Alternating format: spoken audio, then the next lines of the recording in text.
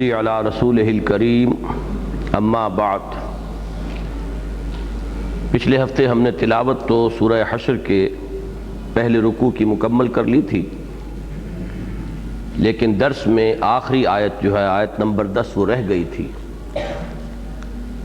آج کا پروگرام یہ ہے کہ سورہ مبارکہ کے دوسرے رکوع کا ہم مطالعہ کریں گے۔ اللہ تعالیٰ ہی اس کی تکمیل کرنے کی توفیق عطا فرمائے۔ تو تلاوت میں کر رہا ہوں آیت نمبر 10 سے، یعنی پہلے رکوع کی آخری آیت کی تلاوت بھی دوبارہ کر رہا ہوں۔ اعوذ باللہ من الشیطان الرجیم، بسم اللہ الرحمن الرحیم۔ والذین جاؤوا من بعدهم یقولون ربنا اغفر لنا ولإخواننا الذین سبقونا بالایمان ولا تجعل في قلوبنا غلا للذين آمنوا ربنا إنك رؤوف رحيم۔ ألم تر إلى الذين نافقوا يقولون لإخوانهم الذين كفروا من أهل الكتاب لئن أخرجتم لنخرجن معكم ولا نطيع فيكم أحدا أبدا وإن قوتلتم لننصرنكم واللہ یشہد انہم لکاذبون۔ لئن اخرجوا لا یخرجون معهم ولئن قوتلوا لا ینصرونہم ولئن نصروہم لیولن الادبار ثم لا ینصرون لأنتم اشد رہبة فی صدورہم من اللہ ذالک بأنہم قوم لا یفقہون۔ لا يقاتلونكم جميعا إلا في قرى محصنة أو من وراء جدر بأسهم بينهم شديد تحسبهم جميعا وقلوبهم شتى ذلك بأنهم قوم لا يعقلون كمثل الذين من قبلهم قريبا ذاقوا وبال أمرهم ولهم عذاب أليم كمثل الشيطان إذ قال للإنسان اكفر فلما كفر قال إني بريء منك إني أخاف الله رب العالمين فكان عاقبتهما أنهما في النار خالدين فيها وذلك جزاء الظالمين۔ صدق الله العظيم۔ رب اشرح لي صدري ويسر لي امري واحلل عقدة من لساني يفقهوا قولي۔ اللهم ربنا الهمنا رشدنا واعذنا من شرور انفسنا۔ اللهم ارنا الحق حقا وارزقنا اتباعه وارنا الباطل باطلا وارزقنا اجتنابه، آمین یا رب العالمین۔ پچھلا درس اصل میں 5 آیات پر مشتمل ہونا تھا، جن میں سے ایک آیت کا بیان رہ گیا تھا۔ مزید برآں ایک اور آیت کے ضمن میں بھی میں نے عرض کیا تھا کہ اس میں ایک اشکال ہے، اور اس کے ضمن میں بعد میں عرض کروں گا، لیکن یہ کہ اس کی بھی نوبت پچھلی مرتبہ نہیں آ سکی تھی اور وقت ختم ہو گیا تھا۔ ذہن میں یہ سلسلہ مضمون تازہ کر لیں کہ سورہ حشر کا پہلا رکوع 10 آیات پر مشتمل ہے۔ ان میں سے پہلی 5 آیات، بلکہ ان میں بھی جو سب سے پہلی آیت ہے وہ تو تمہید ہے ان مسبحات کی، سبح للہ ما فی السماوات و ما فی الارض۔ اس کے بعد کی 4 آیات میں غزوہ بنی النضیر کے واقعات کا ایک بڑا اجمالی سا نقشہ سامنے آ گیا۔ پھر 5 آیات میں فے کے احکام آئے ہیں۔ میں عرض کر چکا ہوں کہ مال غنیمت میں اور مال فے میں کیا فرق ہے، تفصیلاً اس پر پچھلی مرتبہ گفتگو ہو چکی ہے۔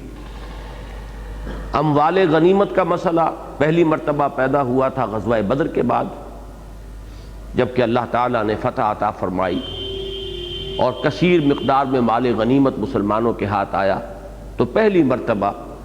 یہ مسئلہ اب اٹھ کھڑا ہوا کہ ان کا مصرف کیا ہے، ان کی تقسیم ہوگی تو کس حساب سے ہوگی۔ چنانچہ اموال غنیمت کا جو حکم ہے شریعت کا، وہ سورہ انفال میں آیا ہے۔ اور یہ جو اموال فے کا معاملہ ہے یہ سیرت مطہرہ علی صاحب الصلاۃ والسلام میں پہلی مرتبہ غزوہ بنی نذیر کے بعد سامنے آیا، جبکہ کسی بڑی جنگ کی نوبت نہیں آئی، صرف محاصرہ ہوا، اور محاصرے کے نتیجے میں جیسا کہ ہم پڑھ چکے ہیں اللہ تعالیٰ نے ایک ایسا رعب یہود کے دلوں میں ڈال دیا، یہود بنی نذیر کے، کہ وہ انہوں نے ہتھیار ڈال دیے اور اپنا معاملہ مسلمانوں کے سپرد کر دیا۔ تو چونکہ باضابطہ جنگ کی نوبت نہیں آئی، لیکن یہ کہ کثیر مقدار میں یہاں اموال جو ہیں وہ حاصل ہوئے مسلمانوں کو، تو اب ان سے ایک دوسری کیٹیگری ہے کہ جو سامنے آئی، یہ اموال فے کہلاتے ہیں۔ اور اموال فے کے مصارف میں اموال غنیمت کے مصارف کے مقابلے میں بڑا بنیادی فرق ہے۔ مال غنیمت کے 5 حصے، جن میں سے صرف ایک حصہ یعنی 1/5 وہ اللہ اور اس کے رسول کے لیے معین کیا گیا تھا، باقی 4 حصے جنگ میں حصہ لینے والوں کے۔ ان میں بھی جیسا کہ میں نے آپ کو بتایا تھا، حضور صلی اللہ علیہ وسلم نے یہ ایک تقسیم کی کہ جو پیادہ لڑنے والے تھے ان کا حصہ اکیلا رکھا، اور جو سوار تھے ان کا حصہ دوہرا۔ اموال فے میں معاملہ اس کے برعکس یہ ہوا کہ یہ کل کا کل اللہ اور اس کے رسول کے لیے، مزید اس میں جو حصہ معین کیا گیا وہ مسلمانوں کے غرباء، محتاج، مساکین۔ تو یہ ایک بہت اہم حکم ہے جو یہاں دیا گیا، اور اسی آیت کے ضمن میں آپ کو یاد ہوگا کہ پچھلی جو یہ 5 آیات تھیں، پہلی آیت میں تو یوں سمجھیے کہ فے کی ڈیفینیشن آ گئی کہ فے کیا ہے۔ وما افاء اللہ علی رسولہ منہم فما اوجفتم علیہ من خیل ولا رکاب ولکن اللہ یسلط رسلہ علی من یشاء واللہ علی کل شیء قدیر۔ بغیر کسی باضابطہ جنگ کے اللہ تعالیٰ جو مال مسلمانوں کو عطا فرما دے وہ اموال فے شمار ہوں گے۔ اگلی آیت میں اب وہ فے کے میں کس کس کا حصہ ہے، تو پہلی آیت جو ہے اس کے بعد اس میں تو عمومی حکم آیا ہے، ما افاء اللہ علی رسولہ من اہل القری، اللہ تعالیٰ ان بستیوں والوں میں سے جس سے بھی جو مال بھی بطرز فے اپنے رسول کو دلوا دے، فللہ، وہ اللہ کے لیے ہیں، وللرسول، اور رسول کے لیے ہیں صلی اللہ علیہ وسلم، ولذی القربى، اور رسول کے قرابت داروں کے لیے ہیں، اور پھر 3 حصے جیسا کہ میں نے عرض کیا، والیتامى والمساکین وابن السبیل، یتیم، مسکین اور مسافر۔ اس کے بعد اہم ترین آیات میں سے ہے وہ ٹکڑا جو اب میں تلاوت کر رہا ہوں۔ میں نے عرض کیا تھا کہ اسلام کا جو معاشی اور اقتصادی نظام ہے اس کے ہدف کو معین کرنے والے الفاظ یہ ہیں قرآن حکیم کے کہ لا یکون دولۃ بین الاغنیاء منکم، ایسا نہیں ہونا چاہیے۔ حکمت تشریع یہ ہے، اللہ تعالیٰ جو چاہتا ہے وہ یہ ہے کہ ایسا نہیں ہونا چاہیے کہ دولت اور سرمایہ معاشرے کے جو صرف دولت مند لوگ ہیں، غنی لوگ ہیں، انہی کے مابین گردش میں رہے، یعنی یہ کہ اس کی گردش ہونی چاہیے پورے معاشرے میں، اس سے استفادہ ہونا چاہیے پورے معاشرے کو۔ تقسیم دولت کا کوئی ایسا غلط نظام نہ ہو کہ جس سے ارتکاز دولت ہو جائے کسی خاص طبقے میں، اور جس کے نتیجے میں ایک طبقہ جو ہے مستقل فقراء کا وجود میں آ جائے۔ یہ تقسیم اگر کسی معاشرے میں ہو رہی ہے تو کہیں نہ کہیں کوئی غلطی ہے، تقسیم دولت کے نظام میں کہیں نہ کہیں کوئی کجی آ گئی۔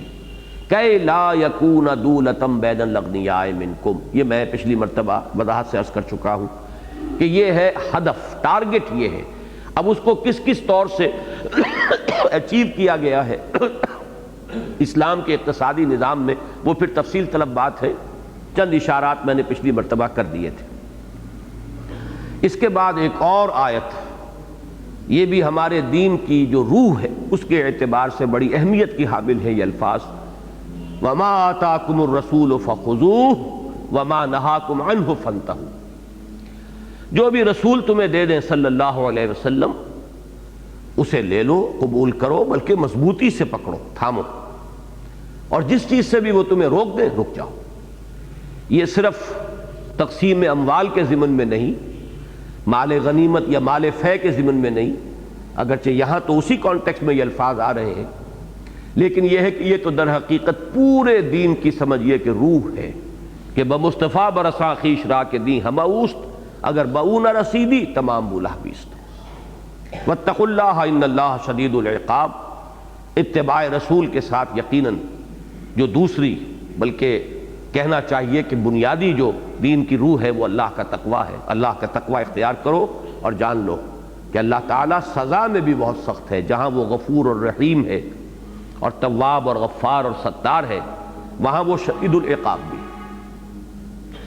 اب ان کے بعد 3 اور مصارف کا بیان آ رہا ہے، انہی اموال فے میں خصوصی حصہ۔ یہ جو 3 آیات ہیں ان کی تعبیر میں ایک اختلاف رائے ہے، اکثر مفسرین کا اس پر اجماع ہے کہ در حقیقت یہ جو للفقراء، یہ لام حرف جار جو یہاں آیا ہے، یہ بعد کی 2 آیات پر بھی داخل ہے، لیکن بعض حضرات نے جو الفاظ ہیں ظاہر بات ہے اس سے تو یہ بھی متبادر ہو سکتا ہے کہ بقیہ 2 آیات کا اس سے تعلق نہ ہو،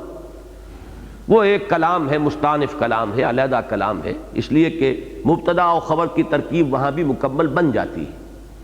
لیکن یہ کہ زیادہ اجماع جو ہے وہ اسی پر ہے کہ یہ تینوں آیات اس لام،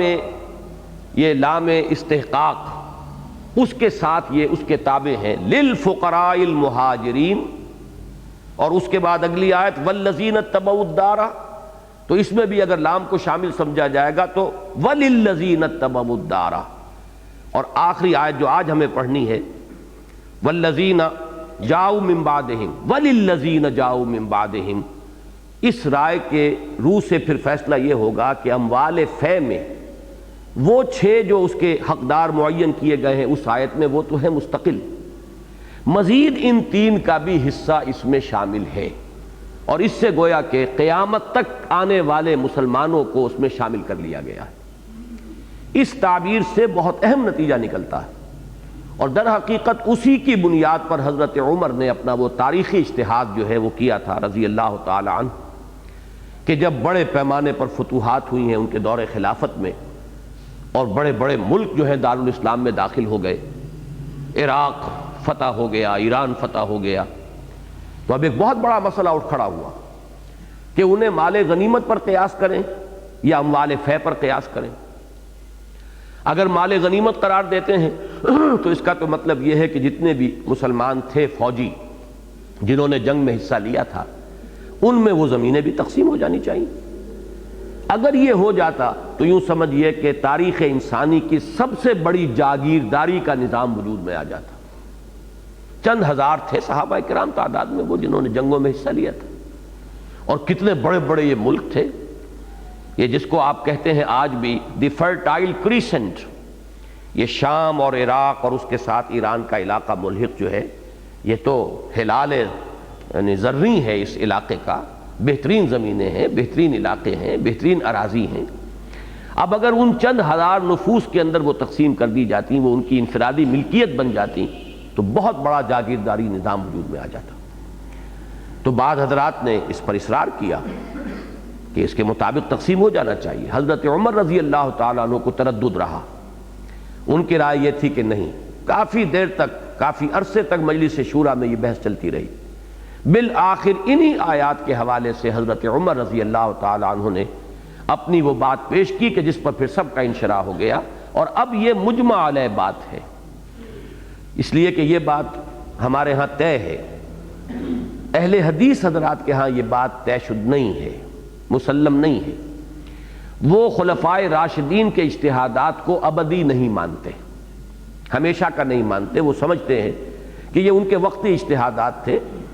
ان کو سمجھا جائے گا جیسے ایگزیکٹو آرڈرز ہوتے ہیں کسی حکومت کے، وہ آئندہ کے لیے حجت نہیں بنیں گے۔ یہی وجہ اسی کی بنا پر وہ تراویح کے معاملے میں بھی ان کا اختلاف ہے، اور یہ 3 طلاقیں ایک مجلس میں آیا وہ مؤثر ہو کر طلاق مغلظ بن جاتی ہیں یا نہیں بن جاتی، اس پر بھی انہیں اختلاف ہے۔ تو اس میں بنیادی بات یہی آتی ہے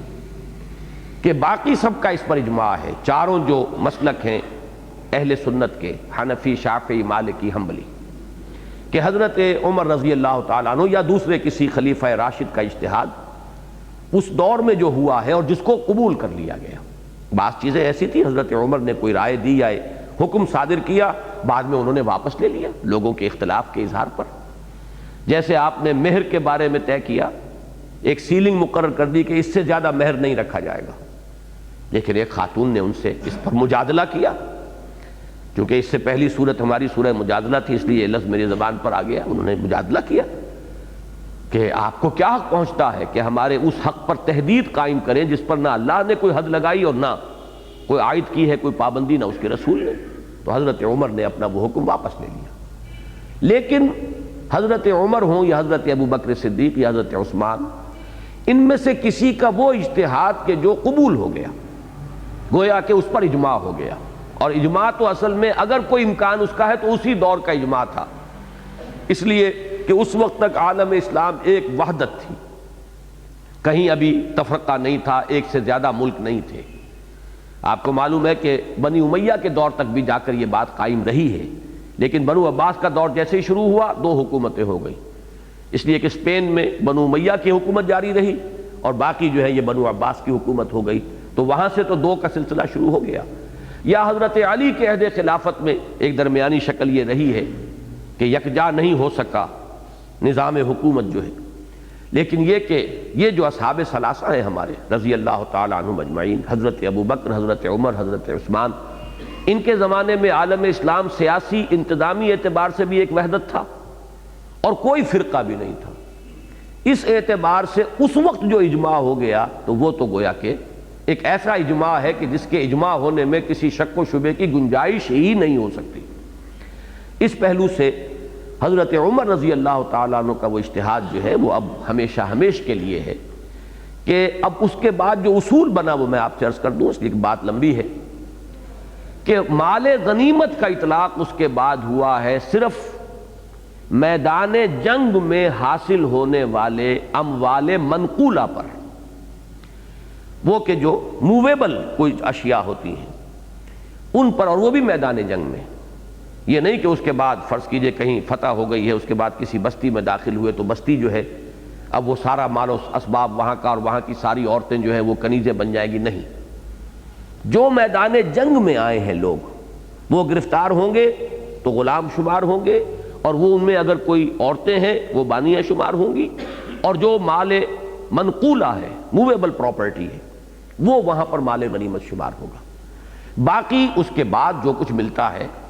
یا یہ کہ بغیر جنگ کے کوئی صلح کے ذریعے سے جو چیزیں مل جاتی ہیں وہ تمام کے تمام اموال فے ہیں. اور اموال فے اب یوں کہیے جدید اصطلاح میں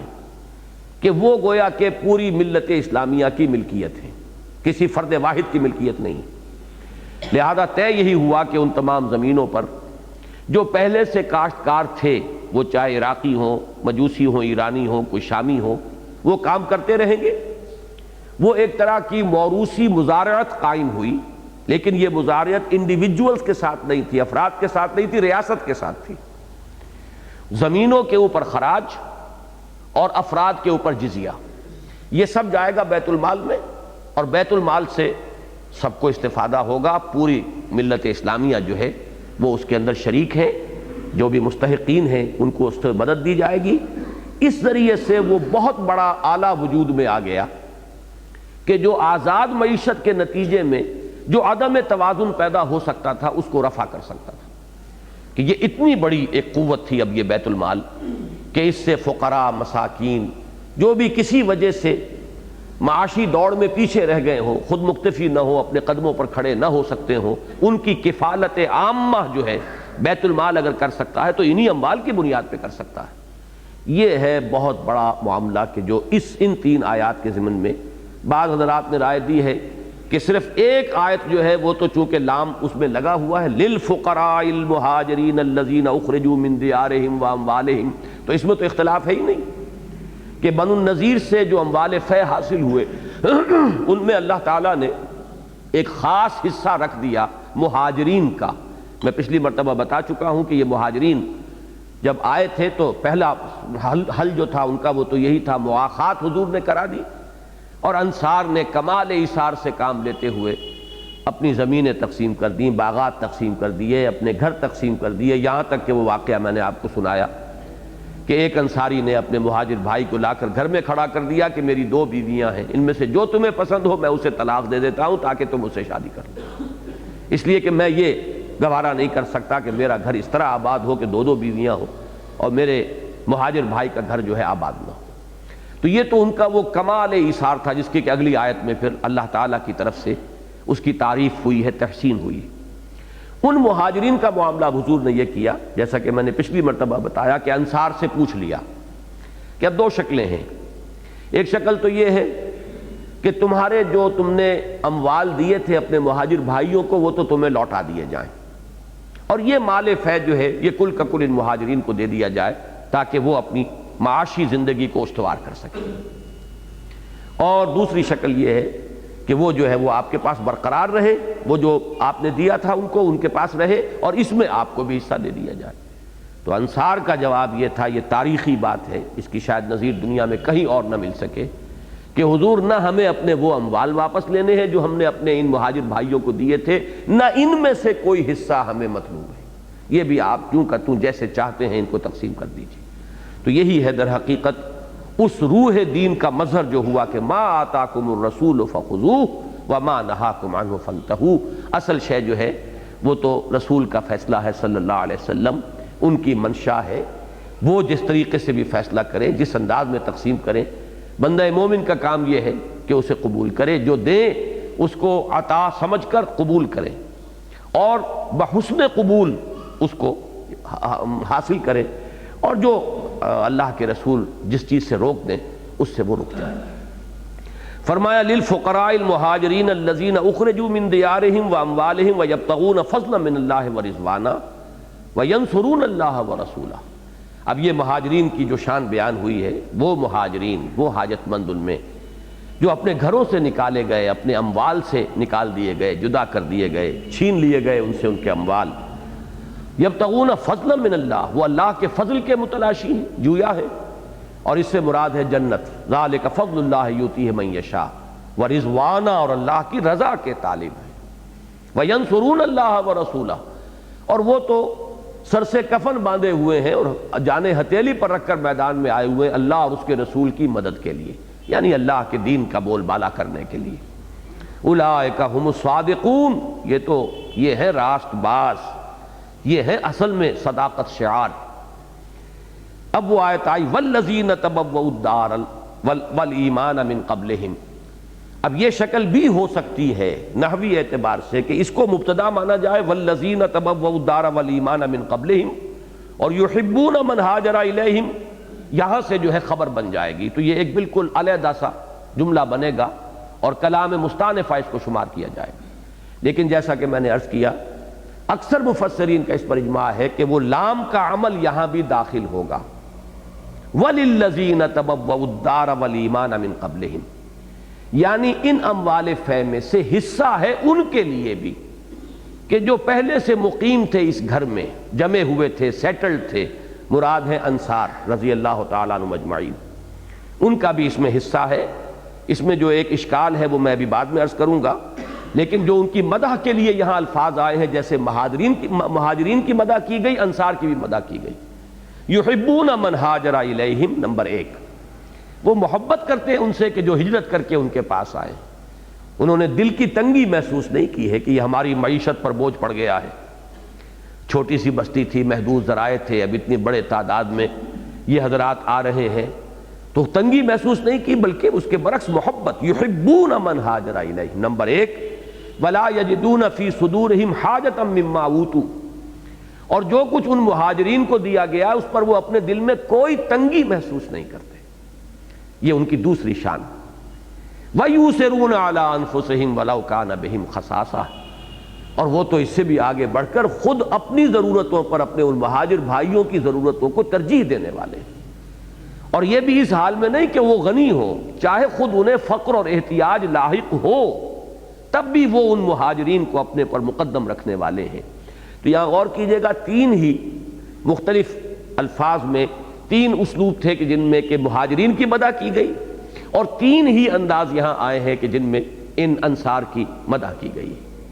اب اس میں جو نحوی اشکال ہے وہ یہ ہے کہ والذین تبوؤا الدار والایمان، وہ لوگ کہ جو جگہ پکڑے ہوئے تھے، سیٹلڈ تھے، مستحکم تھے گھر میں، مراد مدینہ منورہ ہے،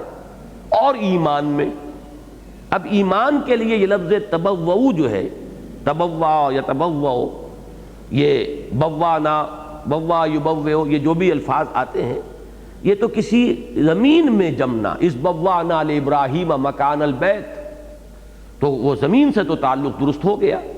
کہ انصار وہاں پہلے سے مقیم تھے، تقریباً 300-400 برس سے آباد تھے مدینہ منورہ میں۔ یہ میں تفصیل سے بیان کر چکا ہوں کہ یہودی یہاں پہلے آئے تھے،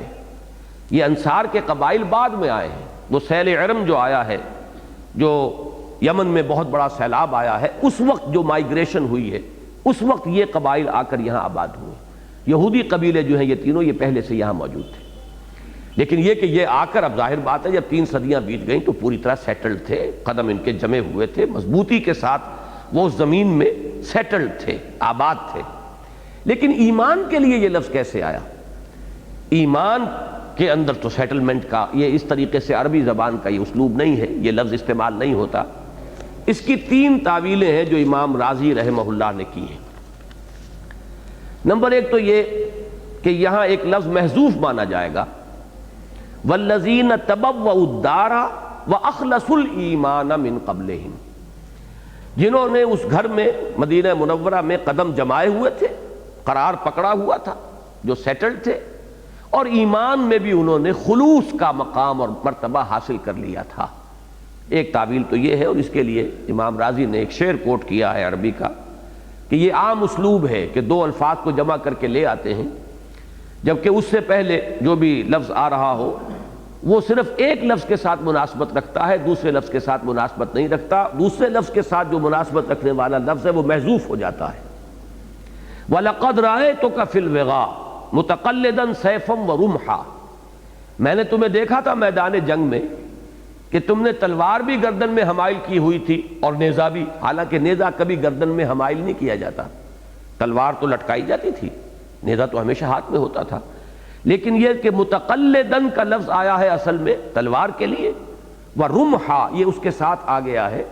لیکن یہ کہ ظاہر بات ہے کہ اس لفظ کا اطلاق رمحا پر نہیں ہوگا۔ سمجھا یہی جائے گا کہ میں نے تمہیں میدان جنگ میں دیکھا تھا اس حال میں کہ تلوار تم نے اپنی گردن میں حمائل کی ہوئی تھی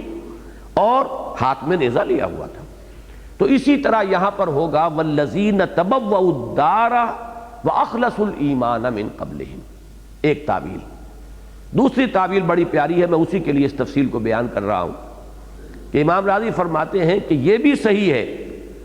کہ انہوں نے ایمان کو واقعی اپنا وطن بنا لیا تھا، جعلوا الایمان مستقرا ووطنا، اور اس کے لیے مثال لائے ہیں کہ جیسے حضرت سلمان فارسی رضی اللہ تعالیٰ عنہ جب ان سے پوچھا جاتا تھا کہ نام کیا ہے آپ کا؟ سلمان۔ اب ایک لفظ جو ہے عربی میں وہ نام پورا ہوتا ہی نہیں، پوچھتے تھے سلمان ابن، بھئی سلمان کس کے بیٹے سلمان؟ تو وہ فرمایا کرتے تھے سلمان ابن اسلام۔ تو جیسے ولدیت اسلام ہو سکتی ہے، ایسے ہی وطن بھی ایمان بن سکتا ہے۔ اور یہ بات وہ ہے جو اقبال کے اس نظم میں مشہور نظم جو ہے وطنیت، اسلام تیرا دیس ہے تو مصطفوی ہے، تمہارا تو وطن ہی اسلام ہے، ایمان ہے، دین ہے۔ تو اس معنی میں تبوؤ کا اطلاق بھی امام راضی فرماتے ہیں کہ اس لفظ، اس فعل کا اطلاق بھی ایمان پر درست ہے، غلط نہیں ہے۔ اور تیسری تعبیر انہوں نے کی ہے کہ یہ واو تفسیری ہے، اور یہاں ایمان سے مراد ہے مدینہ منورہ جو امن کی جگہ ہے، اہل ایمان، سراپا ایمان یا امن کی جگہ، کہ جس میں کہ اب مہاجرین کے لیے وہ امن کی ایک جگہ اور مستقر بن گیا ہے۔ تو گویا کہ دار والایمان یہ دونوں کے دونوں مدینہ منورہ کے لیے، اور یہاں درمیان میں واو جو ہے واو عطف نہیں بلکہ واو تفسیری ہے۔ اس میں ایک اور بھی اشکال ہے کہ من قبلہم، ظاہر بات ہے کہ انصار ایمان لانے میں تو مؤخر ہے مہاجرین پر، متقدم تو نہیں ہے۔ پہلے تو ایمان لائے ہیں مہاجرین، انصار تک تو ایمان کی دعوت پہنچی ہے کم و بیش 10 برس بعد، سن 10 نبوی کے بعد 11 نبوی میں، یعنی وحی کے آغاز کے 11ویں سال جا کر 6 انصاری جو تھے مدینے کے 6 اشخاص وہ ایمان لائے ہیں حضور پر۔ اور وہ ایک عقبہ ایک گھاٹی ہے منا کی، حج کے موسم میں وہاں ملاقات ہوئی، وہ ایمان لے آئے۔ اگلے سال پھر وہ 12 تھے، اس سے اگلے سال جب آئے ہیں تو وہ 72 تھے، 72 مرد 3 عورتیں، اور پھر وہ بیعت عقبہ ثانیہ ہوئی، اور اس کے بعد حضور صلی اللہ علیہ وسلم اور مسلمانوں کے لیے ہجرت کا دروازہ کھل گیا مدینے کی طرف۔ تو ظاہر بات ہے کہ جو لوگ حضرت ابوبکر صدیق تو ایمان میں 10 برس تو متقدم ہو گئے نا، تو یہاں تو آیا ہے کہ والذین تبوؤا الدار والایمان من قبلہم، تو یہاں امام راضی کا کہنا یہ ہے کہ من قبل ہجرتہم، یہاں ہجرت کے لفظ کو محذوف ماننا پڑے گا کہ ان کی ہجرت سے پہلے، ان کی یہاں آمد سے پہلے وہ حضرات انصار میں سے جنہوں نے یہاں قدم جمائے ہوئے تھے، جو گویا کہ آغوش وا کیے ہوئے منتظر تھے اہل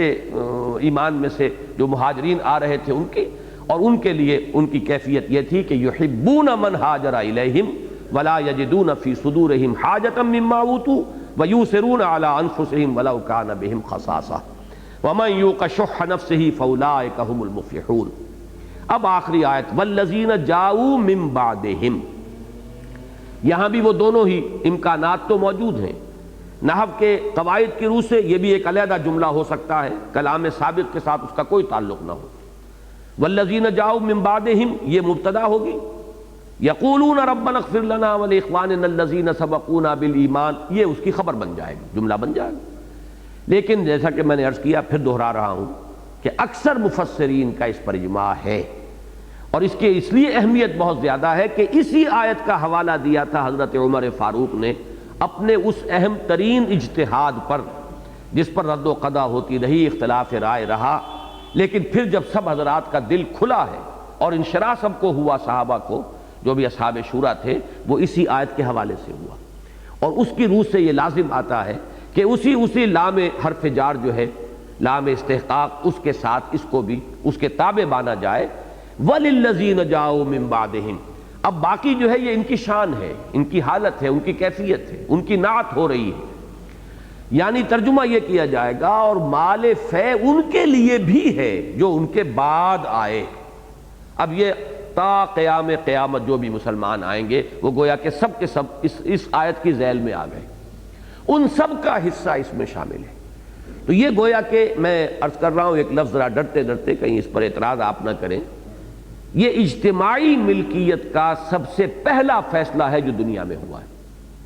اور اس اہتمام کے ساتھ ہوا ہے، اس شد و مت کے ساتھ ہوا ہے کہ یہ زمینیں تمام جتنے مفتوحہ علاقے ہیں مسلمانوں کے جو بزور شمشیر فتح ہوئے ہیں، وہ کسی فرد کی ملکیت نہیں ہے بلکہ وہ مسلمانوں کی اجتماعی ملکیت ہے۔ اور یہ اتنا بڑا فیصلہ ہے، میں نے شاید پہلے عرض کیا ہے، آپ حضرات کے علم میں ہوگا کہ یہ جو خلافت عثمانیہ ہے اس کا اختتام ہوا 1924 میں۔ اس وقت تک یہ تمام علاقے شام اور عراق وغیرہ آپ کو معلوم ہے کہ خلافت عثمانیہ کے تحت تھے، سارا شمالی افریقہ، یہ آپ مصر اور لیبیا اور چلتے چلے جائیے موروکو، یہ سارا شمالی افریقہ اور جس کو آج آپ مڈل ایسٹ کہتے ہیں، یہاں تک کہ حجاز نیچے تک، یہ سب کا سب جو ہے یہ خلافت عثمانیہ کے تحت تھے۔ اور اس وقت تک بھی بندوبست اراضی یہی تھا کہ تمام اراضی ملکیت تھی بیت المال کی، اور جو بھی وہاں کام کرتے تھے وہ ریاست کے مزارع تھے، ان میں سے کسی کا کوئی تصور جو ہے ملکیت کا موجود نہیں تھا۔ حضرت عمر رضی اللہ تعالیٰ عنہ نے تو بعض حضرات کی سرزنش بھی کی اور ان سے وہ چیزیں واپس لے لی۔ کچھ لوگوں نے مثلا ایران میں یا کسی اور جگہ کچھ زمینیں خرید لی مسلمانوں نے، تو حضرت عمر نے فرمایا تمہارے پاس کیسے آ گئی زمین یہ کہ میں نے خرید لی ہے فلاں سے، کہ ان کی ہے ہی نہیں، وہ کیسے بیچ سکتے ہیں؟ وہ تو وہاں پر موروثی مزارع کی حیثیت سے ہیں۔ اب جو بھی وہاں پر ایرانی تھے یا جو بھی تھے، چاہے وہ اسلام لے آئے چاہے اسلام نہیں لائے، اس میں کوئی فرق نہیں، جبکہ وہ فتح ہوا ہے ملک بزور شمشیر۔ اگر تو خود ایمان لے آئے، جیسے مدینہ منورہ کے لوگ تھے، مدینہ کو حضور نے فتح نہیں کیا، مدینہ تو خود حضور کو لے کر آیا ہے، چل کر استقبال کیا ہے اس نے، وہاں انفرادی ملکیت قائم رہی ہے۔ لیکن جو علاقہ بھی بزور شمشیر فتح ہوا ہے اس کی زمینیں ہمیشہ ہمیش کے لیے تا قیام قیامت یہ خراجی زمینیں ہیں، یہ عشری زمینیں نہیں ہیں۔ عشری زمین وہ ہوتی ہے جو کسی کی ملکیت ہو، یہ ملکیت ہے ہی نہیں، یہ تو بیت المال کی ملکیت ہے، کام کرنے والے اس پر گویا کہ مضارع آپ کہنا چاہیں انہیں تو مضارع کہیں، عامل کہنا چاہیں عامل کہیں، وہ ریاست کی طرف سے وہاں کام کر رہے ہیں، ان پر خراج لگے گا، وہ بیت المال میں جائے گا، اور وہ جو بیت المال میں جمع ہوگا وہ پوری ملت اسلامیہ کی بہبود کے لیے استعمال ہوگا، اور یہ ہے وہ سب سے بڑا انسٹرومنٹ جس سے کہ وہ ہدف جو ہے وہ اچیو ہوتا ہے کہ لا یکون دولۃ بین الاغنیاء منکم۔ یہ بہت بڑا انقلابی معاملہ ہے جو ہمارے ذہنوں سے بالکل اوجھل ہو چکا ہے۔ جب سے یہ ملوکیت اور جاگیرداری کے نظام آئے ہیں، بہت سے حصے شریعت کے جو ہیں وہ اس طرح بند کر کے رکھ دیے گئے ہیں کہ ان کی طرف رجوع نہیں ہے، توجہ نہیں ہے، اس پر غور بھی نہیں ہوتا، انہیں بیان بھی نہیں کیا جاتا۔ تو یہ مسئلہ میں نے اس لیے زیادہ تفصیل کے ساتھ آج بیان کیا کہ اس آیت کے بارے میں یہ سمجھ لیجئے کہ یہاں بھی اسی لام حرف جار جو ہے لام اس کا اطلاق ہو رہا ہے، اور یہ ان کے لیے بھی ہیں کہ جو آئے بعد میں، اب ان کی بھی مدح ہو رہی ہے، ان کی شان کیا تھی۔ ایک تو دنیا میں ایسا بھی ہوتا ہے کہ بعد میں آنے والے پہلوں پر لعنتیں کرتے ہیں، چنانچہ جہنمیوں کے بارے میں قرآن مجید میں، یہ ذہن میں نہیں ہے کس مقام پر یہ ذکر ہے، لیکن یہ کہ بہت ہی وضاحت کے ساتھ ہے کہ جب بھی کوئی ایک نئی نسل یا نیا گروہ جہنم میں داخل ہوگا، نئی جماعت، لعنت اختہا، کلما دخلت امت لعنت اختہا، تو وہ لعنت کریں گے پہلوں پر، یا پہلے دوسروں پر لعنت کریں گے۔ تو یہ ایک تو ملعنہ ہے، باہمی ملعنہ، ایک دوسرے پر لعنت کرنا۔ اسلامی روایت یہ ہے کہ اسلاف کے بارے میں جو کیفیت ہونی چاہیے وہ ہے جو اس آیہ مبارکہ میں آ رہی ہے، والذین جاؤوا من بعدہم یقولون ربنا اغفر لنا ولاخواننا الذین سبقونا بالایمان۔ وہ کہتے ہیں کہ اے رب ہمارے بخش دے ہمیں بھی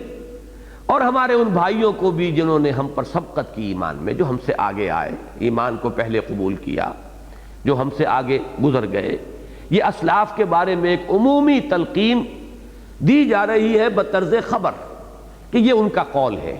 اور اس میں تشویق اور ترغیب کا پہلو ہے۔ بسا اوقات خبر کے ذریعے سے جو امر ہوتا ہے وہ زیادہ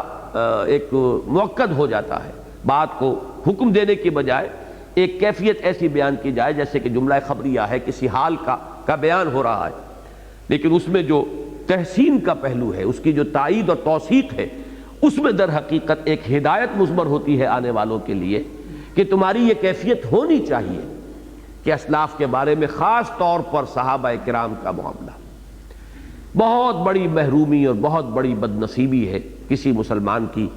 کہ صحابہ کرام کے بارے میں اس کے دل میں کوئی کدورت ہو، کسی طرح کی بھی کوئی نفرت کا معاملہ، کوئی بغض ان کے دلوں میں ہو۔ یہ بات جو ہے یہ بہت بڑی بد نصیبی اور بہت بڑی محرومی، بلکہ یہ کہ ربنا اغفر لنا ولاخواننا الذین سبقونا بالایمان ولا تجعل فی قلوبنا غلا للذین آمنوا، اور پروردگار ہمارے دلوں میں اہل ایمان میں سے کسی کے لیے کوئی کدورت، کوئی میل پیدا نہ کر دیجو۔ یہ غل کا لفظ سورہ ہجر میں بھی آیا ہے، وہاں بڑی پیاری کیفیت کا ذکر ہے، اور خاص طور پہ اس لیے ذکر کر رہا ہوں کہ حضرت علی کا اس آیت کے بارے میں ایک بڑا پیارا قول ہے۔ وہاں یہ نقشہ کھینچا گیا جب اہل جنت میں داخل ہوں گے، وَنَزَعْنَا مَا فِي قُلُوبِهِمْ یا صُدُورِهِمْ مَا فِي صُدُورِهِمْ مِنْ غِلٍّ إِخْوَانًا عَلَى سُرُرٍ مُتَقَابِلِينَ۔ ان جنتیوں کے دلوں میں ایک دوسرے سے اگر کچھ کدورت یا میل ہوگی تو وہ ہم نکال لیں گے اور دل صاف کر دیں گے۔ اب وہ جنت میں جب بیٹھے ہوں گے تو بالکل آمنے سامنے، رو در رو۔ ایک تو ہوتا ہے نا جب آپ کے دل میں کسی کی طرف سے میل ہو تو آپ چہرہ دوسری طرف کر لیتے ہیں، پیٹھ موڑ لیتے ہیں اس شخص کی طرف سے، you don't want to face him, آپ اس سے آنکھیں چار نہیں کرنا چاہتے، اور دل صاف ہو تو پھر آمنے سامنے بیٹھتے ہیں۔ تو فرمایا کہ وہ پھر وہاں بیٹھے ہوں گے اخواناً علی سرر متقابلین، آمنے سامنے بیٹھے ہوں گے وہ ان تختوں کے اوپر جو ان کے لیے وہاں فراہم کیے جائیں گے، اور ان پر وہ بھائیوں کی طرح ہوں گے۔ دل میں اگر کوئی تھوڑا بہت کسی کے لیے کوئی میل ہوگا بھی تو نکل چکا ہوگا۔ یہ میل کنٹمپریریز جو ہوتے ہیں، ہم عصر لوگوں کے دلوں میں پیدا ہو جانا بالکل طبیعی ہے۔ اب ان کا تو معاملہ یہ ہے کہ کوئی نہ کوئی مسئلہ ہو جاتا ہے، کوئی رنجش ہو جاتی ہے۔ ایسے واقعات بھی آتے ہیں کہ حضرت عثمان رضی اللہ تعالیٰ عنہ بیٹھے ہوئے تھے، پتہ نہیں کسی خیال میں گم تھے، حضرت عمر گزرے، سلام کیا، انہوں نے سنا ہی نہیں، جواب نہیں دیا۔ سنا ہی نہیں تو جواب کیا دیں گے؟ اب ان کے دل میں ایک میل سا آ گیا، جا کے حضرت ابو بکر سے شکایت کی کہ عثمان کو میں نے سلام کیا، اس نے جواب نہیں دیا۔ وہ لے کر آ گئے، پوچھا کہ مجھے پتہ ہی نہیں چلا۔ اب اس قسم کے واقعات ہو سکتے ہیں، انسان ہیں بربنائے طبع بشری، جو بھی لیمیٹیشنز ہیں، جو بھی تحدیدیں ہیں انسان کے ساتھ، ان کی بنا پر ہو جاتا ہے۔ اسی طرح وہ واقعہ آتا ہے کہ حضرت حفصہ بیوہ ہو گئیں۔ اب حضرت عمر رضی اللہ تعالیٰ عنہ، انہیں ایک تشویش ہے، میری بیٹی بیوہ ہو گئی ہے۔ انہوں نے حضرت ابو بکر کو پیشکش کی کہ آپ نکاح کر لیں، وہ خاموش، جواب نہیں دے رہے کوئی۔ حضرت عثمان کو پیشکش کی کہ آپ نکاح کر لیں، وہ بھی خاموش۔ اب ان کے دل میں میل آیا کہ یہ کیا معاملہ ہے، میں نے اپنے ان دو بھائیوں کو پیشکش کی ہے اور یہ جواب بھی نہیں دے رہے مجھے کوئی۔ بعد میں عقدہ کھلا کہ ان دونوں کے علم میں تھا کہ حضور کا اپنا ارادہ ہے حضرت حفصہ سے نکاح کا۔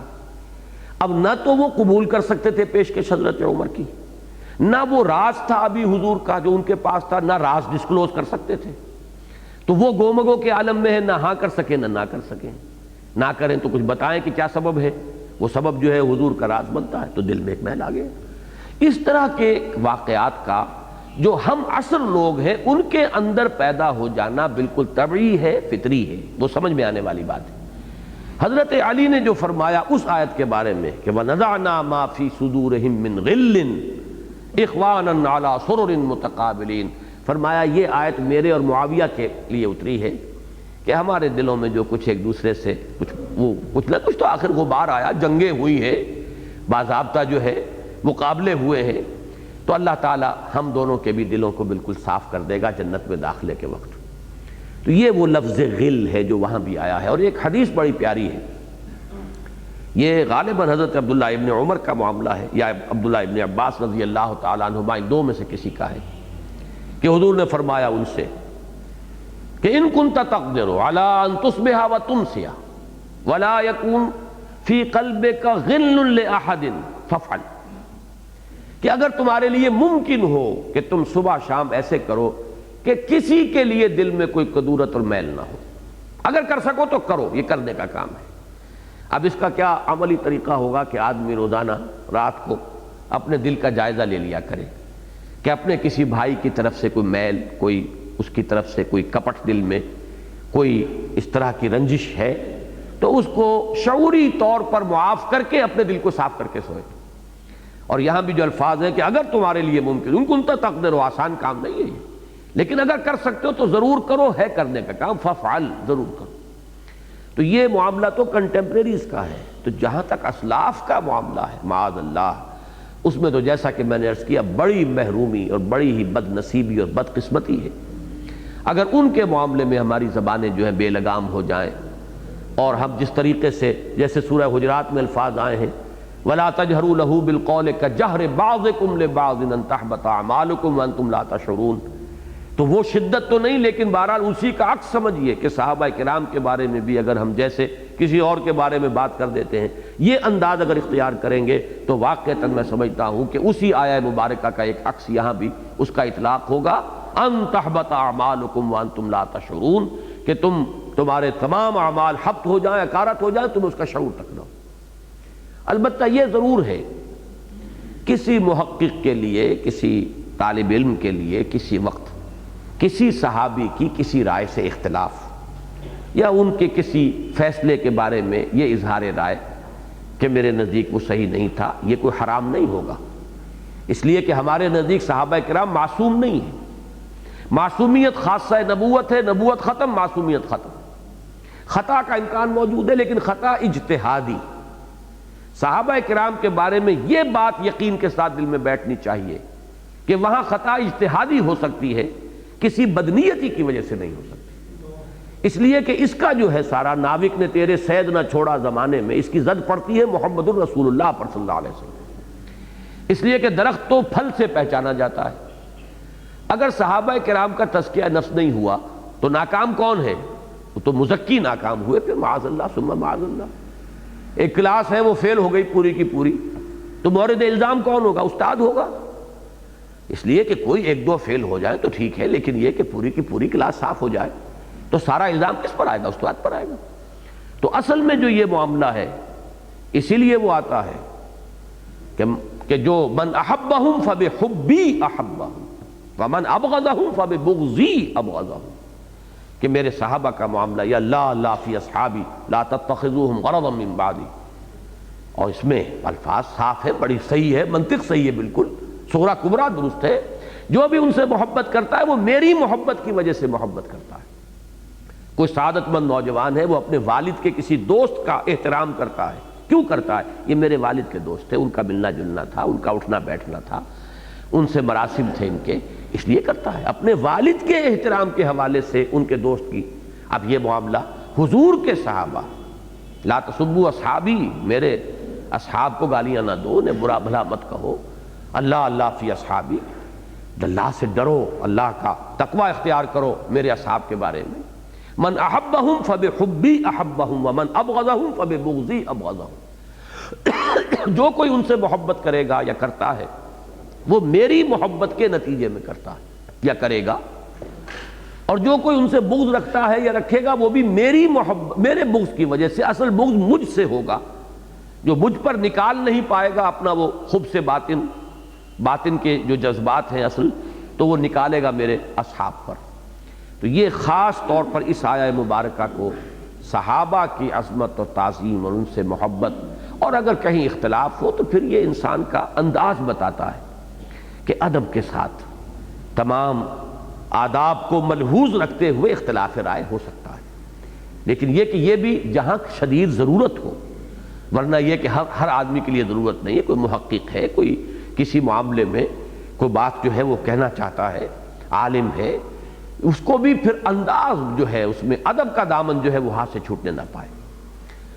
تو والذین جاؤوا من بعدہم یقولون ربنا اغفر لنا ولاخواننا الذین سبقونا بالایمان ولا تجعل فی قلوبنا غلا للذین آمنوا ربنا انک رؤوف رحیم۔ پروردگار ہمارے دلوں میں اہل ایمان میں سے کسی کے لیے کوئی کدورت، کوئی رنجش، کوئی دل میں میل جو ہے وہ پیدا نہ ہونے دے، اور پروردگار تو ہی ہے رؤوف اور رحیم۔ رؤوف اور رحیم کے الفاظ پر سورہ حدید کے درس میں بڑی تفصیل سے گفتگو ہو چکی ہے، شروع میں بھی آیا ہے رؤوف الرحیم کا لفظ، هو الذی ينزل على عبده آیات بینات لیخرجکم من الظلمات الی النور وان اللہ بکم لرؤوف الرحیم۔ اور پھر رافتا ورحمہ، یہ متبعین حضرت مسیح علیہ السلام کے بارے میں، وجعلنا فی قلوبہ الذین اتبعوہ رافتا ورحمہ۔ تو میں یہاں پہ اب اس کی مزید شرح نہیں کروں گا۔ رافت دل کی نرمی، رحمت کسی کی خیر خواہی کا جو جذبہ ابھرتا ہے دل کی نرمی سے، یہ نسبت ہے، ان دونوں میں تعلق ہے کہ کسی کے دکھ کو، درد کو آپ محسوس کریں گے تو پھر آپ کے اندر ایک جذبہ ابھرے گا، اس کا کئی مداوع کرنے کی کوشش، اس کو کہیں کوئی مدد پہنچانے کی کوشش۔ تو ان دونوں کو جب جوڑیں گے تو یہ نسبت اس میں بنے گی کہ رافت ہے، مہربانی کا ترجمہ اس کے لیے کر دیا جاتا ہے، شفقت فرمانے والا اور مہربان ہے۔ تو ان دونوں میں یہ نسبت ہے، اور اسی لیے یہ ایک جوڑے کی طرح یہ دو الفاظ یا صفات کی شکل میں آئیں گے، اور یا یہ کہ وہ الف لام داخل ہو جائے گا تو اللہ کے اسماء حسنیٰ میں ان کا شمار ہوگا۔ یہاں یہ پہلا رکوع ختم ہوا۔ دوسرا رکوع جو ہے 7 آیات پر مشتمل ہے، اور مجھے توقع ہے آج ہم اس کو پڑھ لیں گے انشاءاللہ۔ اس کی وجہ یہ ہے کہ منافقین کا جو کردار تھا اس کے بارے میں تفصیل سے گفتگو سورہ مجادلہ میں ہو چکی ہے۔ میں 2-3 جملے اس کے بارے میں اس وقت صرف دہراؤں گا کہ نفاق کا جہاں بھی ذکر آتا ہے قرآن مجید میں، ایک بہت بڑا حجاب جو ہم پر طاری ہو جاتا ہے ان آیات کے سمجھنے میں، وہ یہ ہے کہ ہم یہ سمجھ بیٹھتے ہیں کہ یہ منافقین جو ہے یہ سب کے سب شعوری منافق تھے، جان بوجھ کر منافق تھے۔ یہ بہت بڑا مغالطہ ہے۔ شعوری منافق کہ جو گویا کہ فیصلے کے تحت، اپنے ارادے کے تحت دھوکہ دے رہا ہو، وہ بہت کم ہوتے تھے۔ وہ جس کی مثال ایک آتی ہے کہ یہود میں سے کچھ لوگوں نے ایک سازش کی کہ صبح کو ایمان لاؤ اور شام کو مرتد ہو جاؤ۔ اب وہ آئے ہی داخل ہی ہوئے اس نیت سے کہ شام کو ہمیں واپس چلے جانا ہے، تو ظاہر بات ہے کہ کوئی ایک لحظہ بھی ان پر ایمان کا نہیں گزرا، ضعیف ترین ایمان بھی انہیں ایک لمحے کے لیے بھی حاصل نہیں ہوا۔ اسی طرح کا معاملہ اس دور میں ہو سکتا ہے کہ کوئی شخص جاسوس کی حیثیت سے، کوئی ہندو جو ہے وہ پاکستان میں آئے، مسلمان بن کر ختنہ بھی کرا کے آئے گا، نماز بھی یاد کر کے آئے گا۔ بعض ایسی رپورٹس آپ نے پڑھی ہوں گی اخبارات میں کہ سرحدی دیہات میں باقاعدہ امامت کراتا رہا ایک شخص مسجد میں، معلوم ہوا کہ وہ ہندو اور وہ تھا ایک جاسوس۔ اب ظاہر بات ہے اسے معلوم ہے اپنی حقیقت کہ میں نے یہ اسلام کا لبادہ اوڑھا ہوا ہے، اسلام یا ایمان کی حقیقت کی کوئی رمق اسے ایک لہجے کے لیے بھی حاصل نہیں۔ یہ ہے مثالیں موجود، لیکن شاذ کے درجے میں۔ منافق جو تھے اصل، وہ در حقیقت کون تھے؟ یا تو یہ کہ لائے ایمان نیک نیتی سے، لیکن اب جو اس کے تقاضے سامنے آئے تو وہ ان کے اوپر گراں گزرے۔ اب تن من دھن لگا دو، جان لگا دو، مال کھپا دو، میدان میں نکلو، جان ہتھیلی پر رکھو، بلاوا آ رہا ہے، تپتی راہیں مجھ کو پکاریں، دامن پکڑے چھاؤں گھنیری۔ یہ اس تذبذب کے اندر مبتلا ہو جانے والے لوگ، یا یہ کہ ایمان لاتے وقت ان کا کوئی شعوری فیصلہ تھا ہی نہیں۔ اب جیسے کہ یہ مدینے میں ہوا ہے، اوس اور خزرج بڑے بڑے چودھری سردار ایمان لے آئے تو گویا کہ پورا قبیلہ ایمان لے آیا۔ کوئی شعوری طور پر کوئی چوائس، ہر شخص کا انڈیویجول چوائس وہاں پر سب لوگوں کا صاف نظر آتا ہے کہ اس انداز کا نہیں تھا جیسے کہ ایک ایک دانہ جو کہ مکی دور میں جو جمع ہوا ہے، جو کھلیان محمد الرسول اللہ کا وہ مکی کھلیان ہے، اس میں تو ایک ایک دانہ جو آیا ہے وہ اپنے بڑے سوچ سمجھ کر فیصلہ کر کے، ہرچے باد آباد ماں کشتی درآب انداختیم، یہ فیصلہ کر کے اس نے کلمہ شہادت زبان سے نکالا کہ اب جو بھی ہو جان جاتی ہے تو جائے، یہ حق ہے جو مجھے قبول کرنا۔ تو زمین و آسمان کا فرق ہے۔ یہی معاملہ ہے سورہ حجرات کی اس آیت میں جو سامنے آتا ہے، قالت الاعراب آمنا قل لم تؤمنوا ولكن قولوا اسلمنا ولما يدخل الايمان في قلوبكم۔ اب ظاہر بات ہے اس قسم کے لوگ جو ہیں، اب ان میں جب وہ کیفیت پیدا ہوئی کہ اب آؤ، مطالبہ ہے، تقاضا ہے دین کے لیے، تو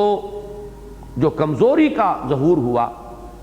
پہلا سٹیپ تو یہ ہے کہ انسان مان لے کے قصور ہوا، کمی رہ گئی، تقصیر ہے، حضور آپ بھی معاف فرما دیں، آپ اللہ سے بھی استغفار کریں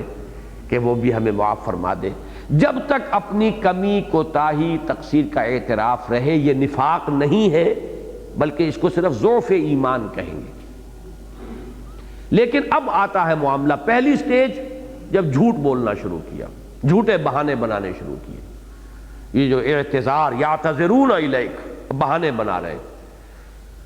اس سے اگلی سٹیج آتی ہے جب کہ بہانے بناتے بناتے آدمی سمجھتا ہے کہ اب تو اعتبار ہی ختم ہو جائے گا، جھوٹی قسمیں کھانی شروع کرتے ہیں۔ اتخذوا ایمانہم جنۃ فصدوا عن سبیل اللہ، انہوں نے اپنی قسموں کو ڈھال بنا لیا ہے۔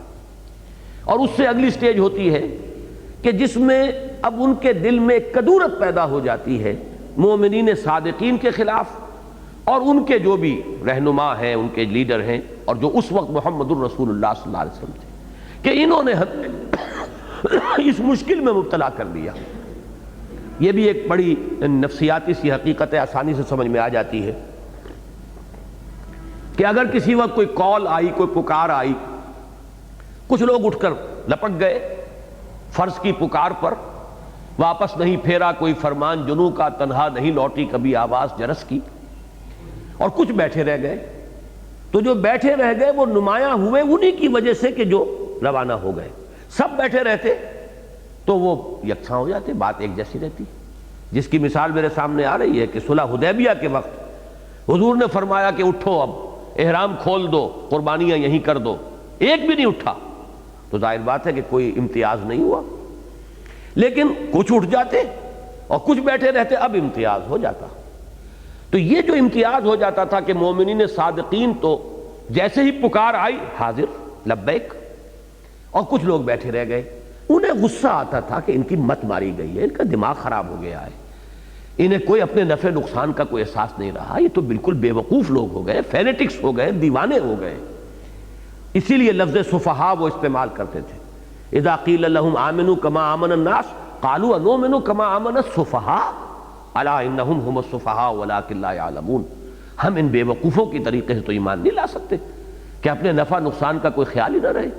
آخر سوچ سمجھ کے چلنا چاہیے، دائیں بائیں دیکھ کر چلنا چاہیے، سیفٹی فرسٹ، اپنا تحفظ جو ہے کرتے ہوئے پھر آدمی قدم بڑھائے۔ یہ تو معلوم ہوتا ہے کہ بالکل دیوانے ہو گئے۔ یہ ہے اصل میں وہ کشمکش۔ اس مرحلے پر پھر صورت یہ ہو جاتی ہے کہ جو باہر کا دشمن ہے اس کے ساتھ کچھ نہ کچھ ساز باز شروع ہو جائے گی۔ میں نے پچھلی مرتبہ بھی عرض کیا تھا کہ جب تک دین کا یہ حرکی تصور، ڈائنامک کانسیپٹ سامنے نہ ہو، نفاق کی حقیقت سمجھ میں نہیں آ سکتی۔ کیوں ان کی دوستی ہوتی تھی یہود کے ساتھ، کیوں کفار کے ساتھ ساز باز ہوتی تھی؟ یہ جو حرکی تصور ہے کہ ہوتے ہوتے اب دو بالکل نمایاں ہو گئے، ایک حزب اللہ ہے، ایک حزب الشیطان، جیسے کہ سورہ مجادلہ میں اولئک حزب الشیطان اور یہ اولئک حزب اللہ۔ اب یہ دو حزب ہیں آمنے سامنے۔ اب جو لوگ تو ہیں کمیٹڈ، ہرچہ باد آباد ماں کشتی درا انداختیں، ان کے لیے تو کوئی مسئلہ نہیں، لیکن جو اس طرح کے متردد ہیں، مترددین، متذبذبین، مذبذبین بین ذالک، لا الہ ہؤلاء ولا ہؤلاء ولا الہ ہؤلاء، ان کے لیے لازم یہ ہو جاتا تھا کہ جس کو آپ انگریزی میں کہتے ہیں not to keep all the eggs in one basket۔ یہ تو وہ آدمی کام کرتا ہے اپنے سارے انڈے ایک ٹوکری میں جسے کوئی خدشہ نہیں کہ میری ٹوکری گر کر ٹوٹ جائے گی، یا اس کو اس کی کمٹمنٹ اتنی ہے کہ ٹوٹ جائے تو ٹوٹ جائے، کوئی پرواہ نہیں، وہ دونوں صورتوں کو برابر سمجھتا ہو۔ قل هل تربصون بنا الا احدى الحسنيين، دونوں صورتیں ہمارے لیے یکساں جو ہے پسندیدہ ہیں، خوش آئند ہیں، ہم سب شہید ہو جائیں تب بھی کامیاب، اور ہم اگر کامیاب ہو کر فتح مند ہو کر واپس آ گئے تب تو تم بھی مانو گے کہ ہم کامیاب، لیکن ہمارے لیے تو گھاٹا کوئی ہے ہی نہیں۔ ان کے لیے تو کوئی اس معاملے کے اندر تردد کی ضرورت نہیں، لیکن جن کی بات ہی ہے تحفظ، بچ بچ کر چلنا، من الناس من یعبد اللہ علی حرف، اب وہ تو ظاہر بات ہے کہ یہ چاہیں گے کہ کچھ نہ کچھ دوستیاں وہاں بھی رکھیں، کچھ لائزون ہمارا وہاں بھی رہے۔ ابھی دیکھنا ہے پتہ نہیں کون سا پلڑا اٹھتا ہے، کون سا نیچے بیٹھتا ہے، اونٹ کس کروٹ بیٹھتا ہے، تیل دیکھو، تیل کی دھار دیکھو، کیا پتہ کیا ہو جائے۔ لہٰذا ان کے ساتھ بھی کچھ نہ کچھ اپنا لائزون برقرار رکھو، دوستی ہو، کچھ گڈ ول ہو۔ اگر انہیں فتح ہو جائے تب ہم کہیں گے ہم تمہارے ساتھ تھے، تمہارا ساتھ تعاون کرتے رہے، تمہیں مسلمانوں کی خبریں پہنچاتے رہے، ہم نے تو تمہارے ہر موقع پر مدد کی ہے، لہٰذا ہمیں ان مسلمانوں کے ساتھ شامل نہ سمجھو کہ جن پر تمہیں غلبہ حاصل ہو گیا ہے۔ اور مسلمانوں کو غلبہ حاصل ہو جائے تو بہرحال ہم نے کلمہ شہادت پڑھا ہوا ہے، محمد کے ساتھ ہمیں نمازیں تو پڑھتے ہی ہیں مسجد نبوی میں۔ اب عبداللہ ابن ابی جو ہے وہ تو صف اول میں کھڑے ہو کر نماز پڑھتا تھا، لہٰذا وہ دونوں طرف اپنا معاملہ جو ہے وہ برقرار رکھنا چاہتے تھے۔ یہ ہے اصل میں پس منظر۔ اس پس منظر کو سمجھیے تو اب یہ آیات بہت ہی آسان ہو جائیں گی، آیتیں ساتھ ہیں لیکن انشاءاللہ بڑی آسانی سے ہم انہیں پڑھ لیں گے۔ ان میں جو ہے فرق تعویل کا ایک ہے، اس کو سمجھ لیں، چونکہ یہاں انداز اس طور سے بیان ہو رہا ہے کہ جیسے یہ کہ مستقبل کے لیے کوئی بات کہی جا رہی ہے، لہذا بعض لوگوں نے یہ سمجھا ہے کہ غزوہ بنی نذیر کا تذکرہ تو ختم ہو چکا، اموال فے کے احکام جہاں ختم ہوئے وہاں غزوہ بنی نذیر کا ذکر ختم ہو چکا، اب یہ بنو قریظہ کے ساتھ ساز باز شروع ہوئی ہے منافقین کی، عبداللہ ابن ابی کی۔ انہیں بنو قریظہ کو بھی اب تیسرا قبیلہ وہی رہ گیا تھا، میں نے پہلے دن آپ کے سامنے بیان کر دیا تھا، 3 قبیلے تھے۔ بنو قینقاع ان کا معاملہ پہلے چک چکا غزوہ بدر کے متصلاً بعد، دوسرے یہ بنو النذیر، ان کا غزوہ احد کے بعد معاملہ ہوا جو کہ ہم اس وقت پڑھ رہے ہیں، اور تیسرے بنو قریظہ جن کا معاملہ ہوا ہے غزوہ بنی قریظہ غزوہ احزاب کے متصل اس کے ساتھ۔ تو یہ گویا کہ بعض حضرات کی رائے یہ ہے کہ یہ ذکر اب ہو رہا ہے کہ جب کہ یہ بنو نذیر تو اپنے حشر کو پہنچ چکے، انجام کو پہنچ چکے، اب جو منافقین تھے مدینہ کے اندر، جو جن کا سردار عبداللہ ابن ابی تھا، اب اس نے ساز باز شروع کی بنو قریظہ کے ساتھ۔ تو گویا کہ یہ تمہیداً غزوہ بنی قریظہ کا ذکر ہے جو ہو رہا ہے اس مقام پر ان حضرات کے نزدیک، اس لیے کہ یہاں پہ صیغے مستقبل کے آ رہے ہیں۔ ایک رائے یہ ہے، لیکن دوسری رائے جس پر میرا زیادہ اطمینان ہے اور اسی پر زیادہ مفسرین کا بھی ہے، حافظ ابن کثیر نے بھی وہی نقطہ نظر لیا ہے، وہ یہ ہے کہ اصل میں ذکر ہے یہ غزوہ بنو النذیر ہی کا۔ فرق صرف یہ ہے کہ یہ آیات جو اب ہم پڑھ رہے ہیں یہ پہلے نازل ہوئی ہیں، اور جو آیات ہم پڑھ چکے ہیں 10 آیتیں پہلے رکوع کی، یہ بعد میں نازل ہوئی، لیکن یہ ترتیب قرآن مجید میں آپ کو دوسری جگہ بھی ملے گی۔ چنانچہ سورہ توبہ میں بھی ایسا ہے کہ 6 آیتیں شروع کی جو ہیں براۃ من اللہ ورسولہ، یہاں سے لے کر 6 آیتیں یہ بعد میں نازل ہوئی ہیں، اور فتح مکہ سے قبل آیات وہ نازل ہوئی ہیں کہ جو دوسرے اور تیسرے رکوع میں شامل ہیں سورہ توبہ کے، لیکن ترتیب جو ہے زمانی نہیں رکھی گئی وہاں پر، بلکہ یہ اسلوب ہے اکثر جگہوں پر ہمیں نظر آتا ہے کہ اہم مضمون کو پہلے لے آیا جاتا ہے، اور اس کے بعد جو ہے دوسرے مضمون کو لے آیا جاتا ہے. تو ترتیب زمانی نہیں رکھی جاتی، ترتیب اہمیت کے اعتبار سے رکھی جاتی ہے. تو یہ رائے ہے جس کے مطابق میں اس وقت ترجمہ بھی کروں گا اور اس کی تشریح بھی بیان کروں گا، اور وہ یہ ہے کہ یہ 7 آیات اس وقت نازل ہوئیں جبکہ حضور نے ابھی صرف الٹیمیٹم دیا تھا. بنو النضیر کو الٹیمیٹم دے دیا گیا کہ تم نے اس معاہدے کو توڑ ڈالا ہے جو تم نے مجھ سے کیا تھا جبکہ میں مدینے آیا تھا، جو معاہدہ ہوا تھا میثاق مدینہ. تم نے یہ کام کیے، وہ معاہدہ ختم ہو چکا ہے، اب تم یہاں سے فوراً نکل جاؤ، عافیت اس میں ہے. جب نوٹس دے دیا گیا پہلے انہوں نے یہی کہا کہ ٹھیک ہے جی ہم چلے جاتے ہیں. اب وہ اپنے سامان ومان سمیٹنے لگے. ادھر جو منافقین تھے انہیں اب اندیشہ ہوا کہ ہمارا ایک سہارا باہر تھا، تو اس کو اب اگر یہ یہاں سے چلے جاتے ہیں تو یہ ہماری جو حیثیت ہے مسلمانوں کے اندر کمزور ہو جائے گی. لہٰذا انہوں نے ساتھ بات شروع کی کہ نہیں مت نکلو. چنانچہ روایات میں ملتا ہے کہ اس نے عبداللہ ابن ابی نے پیغام بھیجا، میرے پاس 2000 آدمی ہیں، میں ان کی مدد کے ساتھ تمہارے پاس آؤں گا، ان کو مدد کے لیے تمہاری، اور بالکل تم نہ نکلو. اگر تم پر چڑھائی ہوئی تو ہم تمہارا ساتھ دیں گے، اور اگر تمہیں نکلنا ہی پڑا تو ہم بھی تمہارے ساتھ نکل جائیں گے مدینے سے. لہذا ڈٹے رہو اپنی جگہ پر، اور یہ جو دھمکی ہے محمد کی صلی اللہ علیہ وسلم اس سے زیادہ مرعوب نہ ہو. چنانچہ پھر وہ ڈٹ گئے. انہوں نے یہ بھی کہلوایا کہ بنو قریظہ بھی ہیں، وہ بھی مدد کریں گے، اور میرے تو بڑے تعلقات ہیں بنو غطفان کے ساتھ بھی ہیں جو قبائل نجد کی طرف آباد تھے مدینے کے مشرقی جانب، میں ان کو بھی بلوا لوں گا. لہذا اس میں تمہیں ڈرنے کی ضرورت نہیں ہے، جمے رہو، ڈٹے رہو، مقابلہ کرو. اس سہارے پر وہ ڈٹ گئے. پھر حضور نے محاصرہ کیا، اور محاصرے کے وقت پھر ان منافقین کی ہمت نہیں ہوئی کہ وہ آ سکے میدان میں، اس لیے کہ اصل شے تو ان کا تحفظ تھا، بزدلی تو تھی اصل بیماری. اگر یہ نہ ہوتی تو وہ ایمان سیدھا ایمان جو ہے، جو اتنی بڑی یعنی سنہری جو انہیں موقع ملا تھا ایمان کا اور صحبت نبوی سے فیضیاب ہونے کا، اگر وہ بزدلی نہ ہوتی، اور جس کو مال اور دولت اور جان اور یہ چیزیں دنیا کی جو ہے اگر زیادہ محبوب نہ ہوتی تو وہ کاہے کو ایمان کا راستہ چھوڑتے. تو سارا چھوڑا تو اس لیے. لہذا جب بھی وقت آیا ہے تو پھر وہ اس وقت طرح دے گئے، پھر مقابلے میں نہیں آئے، سامنے نہیں آئے. تو یہاں در حقیقت منافقین مدینہ جو زیر سرکردگی تھے عبداللہ ابن ابی کے، اور جو یہود تھے مدینے کے، ان کے درمیان جو گٹھ جوڑ تھا، جس کا ایک بیان بڑی تفصیل سے سورہ مجادلہ میں آ چکا ہے، اسی کا ایک نقشہ ہے جو ان آیات میں آ رہا ہے. اب پڑھیے. الم تر الی الذین نافقوا، کیا دیکھا نہیں تم نے یا آپ نے، اس میں اگر حضور کی طرف مخاطب ہو تو ہمیں ادب کے ساتھ کہنا ہوگا آپ نے، ورنہ یہ کہ عام مخاطب، عام قاری. الم تر الی الذین نافقوا، تم نے دیکھا نہیں ان منافقوں کا معاملہ کہ انہوں نے کیا کیا، کیا ان کا معاملہ ہوا. یقولون لاخوانہم، یہ کہہ رہے ہیں اپنے بھائیوں سے، الذین کفروا من اہل الکتاب، جو اہل کتاب میں سے کفر کرنے والے ہیں ان کے بھائی. بھائی یہ بھی ہو سکتا ہے کہ منافقین میں کچھ لوگ جو ان یہود میں سے ایمان لے آئے تھے وہ یہاں پر ان کی طرف اشارہ ہو رہا ہو کہ اس کی وجہ سے ان کو بھائی کہا گیا ہے. اور دوسرے یہ بھی کہ جیسا کہ میں نے عرض کیا ان کے درمیان بڑے حلیفانہ تعلقات تھے، دوستانہ تعلقات تھے، اس اعتبار سے بھی وہ معنوی طور پر ان کے بھائی. اور جس طرح ایمان میں وہ ناکام رہ گئے، انہوں نے ایمان قبول ہی نہیں کیا یہود نے، اسی طرح ایمان میں یہ ناکام ہو گئے کہ قبول کرنے کے باوجود ایسے ہی رہے جیسے کہ ان کے ہاتھ پلے کچھ نہیں پڑا.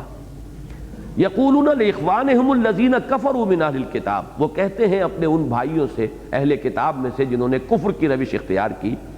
لئن اخرجتم لنخرجن معکم، اگر تم نکال دیے گئے تو ہم بھی تمہارے ساتھ نکلیں گے. ولا نطیع فیکم احدا ابدا، اور ہم ہرگز کبھی بھی تمہارے بارے میں کسی کی اطاعت نہیں کریں گے. اب یہاں پر احدن کا لفظ جو آ رہا ہے کس کے لیے آ رہا ہے؟ محمد الرسول اللہ صلی اللہ علیہ وسلم کے لیے. اور اس میں ایک گویا کہ توہین کا پہلو ہے. تنکیر جو ہے وہ تفخیم کے لیے بھی آتی ہے، توہین کے لیے بھی آتی ہے. اب ہم کسی کی پرواہ نہیں کریں گے، اب یہ کسی کی پرواہ نہ کریں گے اگرچہ نام نہیں لیا گیا، لیکن در حقیقت یہ براہ راست حملہ ہے اور توہین ہے محمد الرسول اللہ صلی اللہ علیہ وسلم کی، کہ بالکل تم نہ ڈرو، کسی کی بھی ہمیں پرواہ نہیں ہوگی، ہمارا تمہارے ساتھ معاہدہ ہے، دوستانہ ہے، تعلقات ہیں. لئن اخرجتم لنخرجن معکم ولا نطیع فیکم احدا ابدا، تمہارے بارے میں اگر ہمیں حکم دے دیا جاتا کہ ان کے اوپر چڑھائی کرو، ہم کبھی چڑھائی نہیں کریں گے۔ اگر کوئی اور حکم دیا جاتا ہے تمہارے بارے میں، ہم اس حکم کو بالکل اس کو اپنے اس میں نہیں لائیں گے شمار قطار میں۔ وَإِن قُوتِلْتُمْ لَنَنصُرَنَّكُمْ، اور اگر تم سے قتال ہی کیا گیا، جنگ ہی کی گئی، تو ہم تمہاری لازماً مدد کریں گے۔ یہ کہنے کی ضرورت نہیں ہے کہ یہ فعل مضارع پر لام مفتوح شروع میں جب داخل ہوتا ہے اور پھر نون مشدد ہو کر جو آتا ہے، یہ عربی زبان میں تاکید کی انتہائی یوں سمجھیے کہ صورت ہے، اس سے زیادہ تاکید کا اسلوب ہے ہی نہیں۔ لَنَخْرُجَنَّ مَعَكُمْ، ہم لازماً نکلیں گے تمہارے ساتھ، کوئی شک و شبہ ہی نہ اپنے دل میں آنے دو۔ وَإِن قُوتِلْتُمْ لَنَنصُرَنَّكُمْ، اور لازماً تمہاری مدد کریں گے۔ وَاللَّهُ يَشْهَدُ إِنَّهُمْ لَكَاذِبُونَ، اب نوٹ کیجئے گا کذب جو ہے ان کی سب سے بڑی علامت قرار دی گئی، اور میں نے جیسا کبھی وضاحت کی تھی نقطۂ آغاز ہی کذب ہے۔ چنانچہ سورہ منافقون میں بھی یہ اسی ترتیب سے چیزیں آئیں گی۔ وَاللَّهُ يَشْهَدُ إِنَّ الْمُنَافِقِينَ لَكَاذِبُونَ، پہلی آیت یہ ہے، اذا جاءك المنافقون قالوا نشهد انك لرسول الله والله يعلم انك لرسوله والله يشهد ان المنافقين لكاذبون، وہی لفظیاں آ رہا ہے واللہ یشہد انہم لکاذبون، اللہ گواہی دیتا ہے کہ یہ جھوٹے۔ لئن اخرجوا لا یخرجون معهم، اگر وہ نکال دیے گئے، اب دیکھیں یہ ہے مستقبل سے متعلق ہو گئی نا بات۔ اب اگر اس کے بعد اس کو آیت کو لیا جائے زمانی اعتبار سے تو پھر یہ کسی آئندہ کے واقعے پر اطلاق ہو سکے گا، اسی لیے کچھ لوگوں کی رائے بنی کہ یہ بنو قریظہ کا ذکر ہو رہا ہے، ساز باز جو بنو نذیر کے بعد ان منافقین نے بنو قریظہ کے ساتھ شروع کی۔ لیکن صحیح بات وہی ہے جیسا کہ میں نے عرض کیا کہ یہ انہی بنی قریظہ کا ذکر ہے، یہ ان حالات کا ذکر ہے جبکہ ابھی صرف نوٹس دیا گیا تھا اور ابھی وہ ذرا پس و پیش میں تھے، کچھ مان بھی لیا تھا۔ اس کے بعد یہ سلسلہ جنبانی ہوا، ان کے پیغامات پہنچے، انہوں نے پیٹھ ٹھوکی اور پھر وہ ڈٹ گئے، پھر محاصرہ ہوا۔ تو یہ جو نزولی جو ترتیب ہے اور یہ ترتیب جو ہے اس سورہ مبارکہ میں آیات کی، اس میں جو فرق ہے وہ پیش نظر رہے تو پھر کوئی اشکال نہیں ہوگا۔ لئن اخرجوا لا یخرجون معهم، اگر وہ نکال دیے گئے تو وہ ہرگز نہیں نکلیں گے ان کے ساتھ۔ وَلَئِن قُوتِلُوا لَا يَنصُرُونَهُمْ، اور اگر ان سے جنگ کی گئی تو وہ ہرگز ان کی مدد نہیں کریں گے۔ وَلَئِن نَصَرُوهُمْ لَيُوَلُّنَّ الْأَدْبَارَ، اور اگر بالفرض انہوں نے ان کی مدد کی تو فوراً پیٹھ دکھا دیں گے، لازماً پیٹھ دکھا دیں گے۔ ان کے لیے کھڑے ہونا ممکن نہیں ہے، مقاومت جو ہے وہ ممکن نہیں، اس لیے کہ نفاق کا تو اصل جیسا کہ میں نے عرض کیا اصل شے ہی ہے بچ بچ کے چلنا۔ وَمِنَ النَّاسِ مَن يَعْبُدُ اللَّهَ عَلَىٰ حَرْفٍ، کنارے کنارے چلو، مجدھار میں مت کودو، کنارے کنارے رہو تاکہ ڈوبنے کا اندیشہ نہ ہو، مجدھار میں تو ڈوبنے کا خطرہ ہے۔ یہ ہے ان کا اصل جو مرض ہے، بیماری جو ہے وہ تو یہ ہے۔ لہذا وہ کیسے آ جائیں گے؟ اگر جان ہی دینی ہو تو محمد کے ساتھ کھڑے ہو کر کیوں نہ دیں صلی اللہ علیہ وسلم، ان کے ساتھ یعنی جان دینا جو ہے اس کے اندر کون سی بات جو ہے وہ معقول رہ جائے گی؟ تو بات بڑی منطقی ہے اور سیدھی سیدھی ہے۔ ثم لا ينصرون، پھر ان کی کوئی مدد نہیں ہوگی، کسی طرف سے کوئی مدد نہیں ہوگی۔ یہ جو بنو قریظہ کی بھی ایک امید دلا رہے ہیں اور ادھر سے بنو غطفان کا بھی کوئی توقع دلا رہے ہیں، کوئی مدد کو نہیں آئے گا۔ اب اس میں دیکھیے کہ اہل ایمان کے لیے بڑی دلجوئی بھی ہے، ان کا حوصلہ بندھانے والی بھی پیشین گوئی کے انداز میں یہ بات آ رہی ہے کہ مسلمانوں گھبراؤ نہیں۔ ظاہر بات ہے جب یہ بڑکے ہانکتے تھے، بڑکے مارتے تھے جب یہ منافقین، تو کچھ نہ کچھ اثر ہوتا ہے، بل بنائے طبع بشری مسلمانوں کے اوپر اثر ہوتا ہوگا کہ ان بدبختوں نے غزوہ احد میں بھی یہی کیا تھا، 300 کی تعداد میں واپس آ گئے، عین وقت کے اوپر گویا کہ سٹیبنگ ان دی بیک والی بات ہے۔ 1000 کا لشکر ہے کل نکلا ہے 3000 کے مقابلے کے لیے، اور عین جنگ سے پہلے 300 اس میں سے واپس آ گئے۔ تو کہیں یہی معاملہ پھر یہ نہ کریں ہمارے ساتھ۔ تو اگر کچھ مسلمانوں کے دلوں میں اس کی وجہ سے کوئی تشویش پیدا ہو سکتی تھی تو اس کا ازالہ کیا جا رہا ہے کہ مسلمانوں مطمئن رہو، لئن اخرجوا لا يخرجون معهم ولئن قوتلوا لا ينصرونهم ولئن نصروهم ليولن الادبار ثم لا ينصرون لانتم اشد رهبة في صدورهم من اللہ۔ یہ بڑا یعنی اہم یہ ٹکڑا ہے اس آیت کا۔ حقیقت یہ ہے مسلمانوں کہ تمہاری دہشت ان کے دلوں میں اللہ کے خوف سے کہیں زیادہ ہے، اس لیے کہ اس حقیقی ایمان سے تو محروم ہے۔ یہ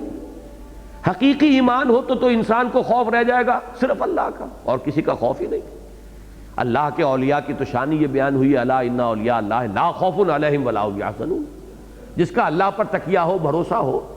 جسے یقین ہو اللہ میرے ساتھ ہے، کلا ان معی ربی سیہدین، نہیں میرا رب میرے ساتھ ہے، وہ مجھے راستہ دے گا۔ اسی طریقے سے حضور نے فرمایا تھا حضرت ابو بکر سے غار ثور میں، ان اللہ معنا لا تحزن، مت گھبراؤ، کوئی تشویش نہ کرو، لا تحزن ان اللہ معنا۔ تو ایمان جو ہے اس کا تو یہ معاملہ ہوگا کہ کوئی خوف ہے، ڈر ہے، پکڑ کا کوئی اندیشہ ہے تو وہ اللہ سے ہے، باقی کسی اور سے کیا ہے۔ لیکن یہ کہ جب ایمان سے انسان محروم ہو تو ہر شے کا اندیشہ ہوگا، ہر شے کا خطرہ ہوگا۔ تو اے مسلمانوں، ان کی بدبختی کا عالم یہ ہے کہ ان کے دلوں میں تمہارا رعب زیادہ ہے، تمہاری دہشت زیادہ ہے، تم سے یہ زیادہ ڈرتے ہیں بنسبت اللہ کے۔ اللہ کا ڈر ان کے دلوں میں اتنا نہیں ہے جتنا کہ تمہارا ڈر ہے۔ یہ بھی اس میں بھی دیکھیے کہ بٹوین دی لائنز وہی ہے، ہمت بندھانے والی بات کہ گھبراؤ نہیں، ان کی بڑکوں پر مت جاؤ۔ بڑک مارنا اور ہوتا ہے، اور جب کبھی معاملہ پیش آ جائے اور مقابلہ ہو جائے تو پھر جو کردار ہوتا ہے وہ بالکل دوسری شے ہے۔ لَأَنْتُمْ أَشَدُّ رَهْبَةً فِي صُدُورِهِم مِّنَ اللَّهِ ذَلِكَ بِأَنَّهُمْ قَوْمٌ لَا يَفْقَهُونَ۔ یہ لَأَنْتُمْ جو ہے کس طور سے لکھا گیا ہے یہاں ذرا نوٹ کر لیجئے۔ یہ صحیح ہے، یہ انتم والا الف ہے جو لام کے ساتھ شامل ہو گیا ہے۔ اب یہ چونکہ جو بھی رسم عثمانی ہے اس کو جو کا توں برقرار رکھا گیا ہے، لیکن لا بسا اوقات آدمی اس کو لا پڑھ بیٹھتا ہے، تو اس میں احتیاط کی ضرورت ہے کہ لام لام تاکید ہے۔ لَأَنْتُمْ أَشَدُّ رَهْبَةً فِي صُدُورِهِم مِّنَ اللَّهِ، کہ ان کے دلوں میں زیادہ جو رعب ہے اور دھاک ہے اور دہشت ہے وہ تمہاری ہے اللہ کے مقابلے۔ ذَلِكَ بِأَنَّهُمْ قَوْمٌ لَا يَفْقَهُونَ،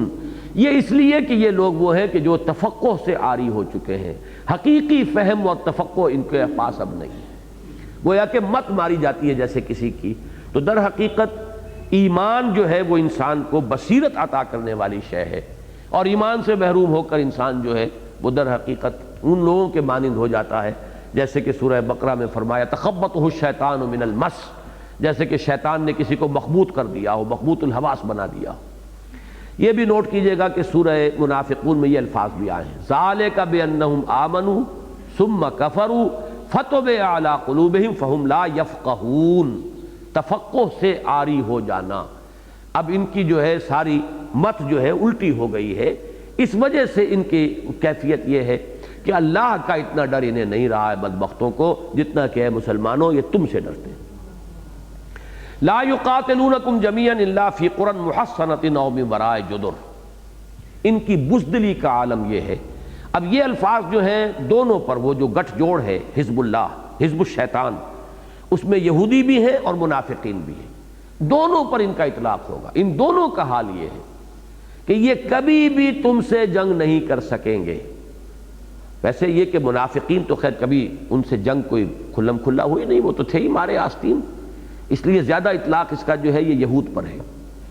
کہ ان کے اندر بزدلی اس درجے سرایت کر چکی ہے کہ کبھی بھی کھلے میدان میں یہ تم سے مقابلہ نہیں کریں گے۔ لا یقاتلونکم جمیعا الا فی قری محصنۃ او من وراء جدر، یہ کبھی جنگ نہیں کریں گے تمہارے ساتھ جمع ہو کر، یعنی ایک فارمیشن کے ساتھ کھلے میدان میں آتے ہیں تو پھر پرے بنتے ہیں، صفیں بنتی ہیں، میمنہ میسرہ قلب معین ہوتا ہے، ایک جتھا ہے، ایک جمعیت ہے، ڈسپلن ہے۔ جمعین کے لفظ کو نوٹ کیجئے اس لیے کہ اس کا تعلق ہے اگلی آیت سے، اگلے الفاظ سے، کہ ان کا اپنے اندر دل پھٹے ہوئے ان کے، یہ تمہاری دشمنی میں تو متحد ہیں، لیکن خلوص اور اخلاص اگر اللہ کے ساتھ انہیں نہیں، اللہ کے رسول کے ساتھ نہیں، تو باہم کیسے خلوص و اخلاص ہو جائے گا؟ یہ تو انسان کا کردار جو ہے وہ تو ایک ہی یکساں کردار جو ہے انسان کے اندر سرایت کرتا ہے، پورے وجود کے اندر، پوری شخصیت کے اندر۔ خلوص ہوگا تو اللہ سے بھی ہوگا اور انسانوں سے بھی ہوگا، اگر خلوص نہیں ہے تو اللہ سے نہیں ہوگا تو انسانوں سے کیا ہو جائے گا؟ جیسے وہ پیاری حدیث مجھے یاد آئی کہ من لم یشکر الناس لا یشکر اللہ، جو انسانوں کا شکریہ ادا نہیں کرتا وہ کبھی اللہ کا بھی شکر ادا نہیں کرے گا۔ کسی کی فطرت اگر سلیم ہے اور احسان مندی کا مادہ اس میں ہے، کسی کا احسان ماننا، تو وہ انسانوں میں سے بھی اگر کوئی اس کے ساتھ کبھی بھلائی کرے گا تو اس کا احسان مانے گا، اور پھر وہ اللہ کا بھی احسان مانے گا، جو اصل محسن حقیقی ہے اس کا بھی احسان مانے گا۔ لیکن جو انسانوں کا کسی نے اس کے ساتھ کوئی بھلائی کی اور یہ اتنا بے حس ہے کہ اسے احساس ہی نہیں ہوا کہ کسی نے میرے ساتھ کوئی بھلائی کی ہے، تو یہ اللہ کے احسانات کا کہاں اسے ادراک اور شعور ہو جائے گا؟ وہ تو بہت خفی ہیں، لطیف ہیں، اس کے لیے تو بڑے شعور کی ضرورت ہے، بڑے فہم کی ضرورت ہے۔ وہ تو بالغیب والا معاملہ ہے، جو سامنے موجود ہو اور آپ کے ساتھ کوئی بھلائی اور نیکی کر رہا ہو، اس کے لیے جذبہ تشکر پیدا نہیں ہوا، تو وہ جو غیب کا معاملہ اس کے لیے تشکر کہاں سے آ جائے گا؟ تو بالکل وہی بات یہ ہے کہ یہ جب آپس میں کیسے مخلص ہوں گے، اور مخلص نہ ہو تو جمعیت کیسے بنے؟ جمعیت اور جماعت تو بنتی ہے اخلاص باہمی کے ساتھ، کندھے سے کندھا ملا کر کھڑا ہو آدمی، اعتماد ہو کہ میری داہنی طرف یہ کھڑا ہے، بائیں طرف یہ کھڑا ہے، یہ دونوں میرے سمت جو ہے محفوظ ہیں، اب میں سامنے والوں کے ساتھ نبرد آزمائی کے لیے پوری طرح میرے ہاتھ کھلے ہیں۔ لیکن اگر یہ اندیشہ ہو یہ کہیں دغا نہ دے جائے، اس کا اندیشہ ہو یہ کہیں عین وقت پر جو ہے بھاگ نہ جائے، تو وہ دل جمعی کہاں سے کیسے آئے گی؟ نہ ظاہر میں جمعیت وجود میں آئے گی، نہ اندر دل جمعی ہوگی۔ تو یہ جمعین کا لفظ یہاں بہت اہم ہے۔ لا یقاتلونکم جميعا، یہ کبھی بھی جمع ہو کر ایک فارمیشن کے ساتھ، ایک لشکر اور فوج کی شکل میں، اے مسلمانوں تم سے کبھی جنگ نہیں کر سکیں گے، الا فی قری محصنۃ، ان کی جنگ اگر ہوگی تو بڑی ہی یعنی ایسی بستیوں کے اندر قلعہ بند ہو کر، جن کا پورا ہے جو ہے وہ انتظام کر لیا گیا ہو، ان کی فصیلیں بنا لی گئی ہوں، حصن کہتے ہیں فصیل کو اور کسی قلعے کو، تو پوری طرح قلعہ بند ہو کر اپنی حفاظت، وہی پھر میں کہوں گا سیفٹی فرسٹ۔ وہ جو اقبال نے کہا ہے کہ تو بچا بچا کے نہ رکھ اسے، تیرا آئینہ ہے وہ آئینہ کہ شکستہ ہو تو عزیز تر ہے نگاہ آئینہ ساز میں، نفاق اس کی ضد ہے، بچ بچ کر چلو، سیفٹی فرسٹ، جان مال کی کا تحفظ یہ سامنے رہے پہلے بنیادی طور پر، پھر جو کچھ ہو سکے تو کر لو ورنہ نہیں۔ تو جب سیفٹی فرسٹ ہے تو یہ کیسے کھلے میدان میں آ کر اپنے آپ کو سامنے ایکسپوز کر دیں گے خطروں کے؟ تو لا یقاتلونکم جميعا الا فی قری محصنۃ، ایسی بستیوں میں کہ جن کی پوری قلعہ بندی کر لی گئی ہو، او من ورائے جدر، یا جیسے دیہاتوں میں جب کوئی جھگڑے لڑائیاں ہو جاتی ہیں تو کچھ عورتیں ہیں جو دیواروں کے پیچھے سے چھتوں پر چڑھ کر پتھراؤ کرتی ہیں، اندر گلیوں کے اندر جو ہے لوگ لڑ رہے ہوتے ہیں، تو اس طرح سے یہ دیواروں اور فصیلوں کے پیچھے سے کوئی وار کرنا، کوئی تیر اندازی، کوئی پتھر پھینک دینا، اس سے علاوہ ان میں کوئی جرأت نہیں ہے، کوئی ہمت نہیں ہے۔ باسہم بینہم شدید، بہت اہم ہے یہ، باطل کی بنیاد پر جو بھی متحدہ محاذ دنیا میں وجود میں آتے ہیں، ان کے اوپر یہ ہے فتویٰ اور یہ ہے تبصرہ قرآن کا ابدی، دل پھٹے ہوتے ہیں۔ جو حال ہمارا تھا وہ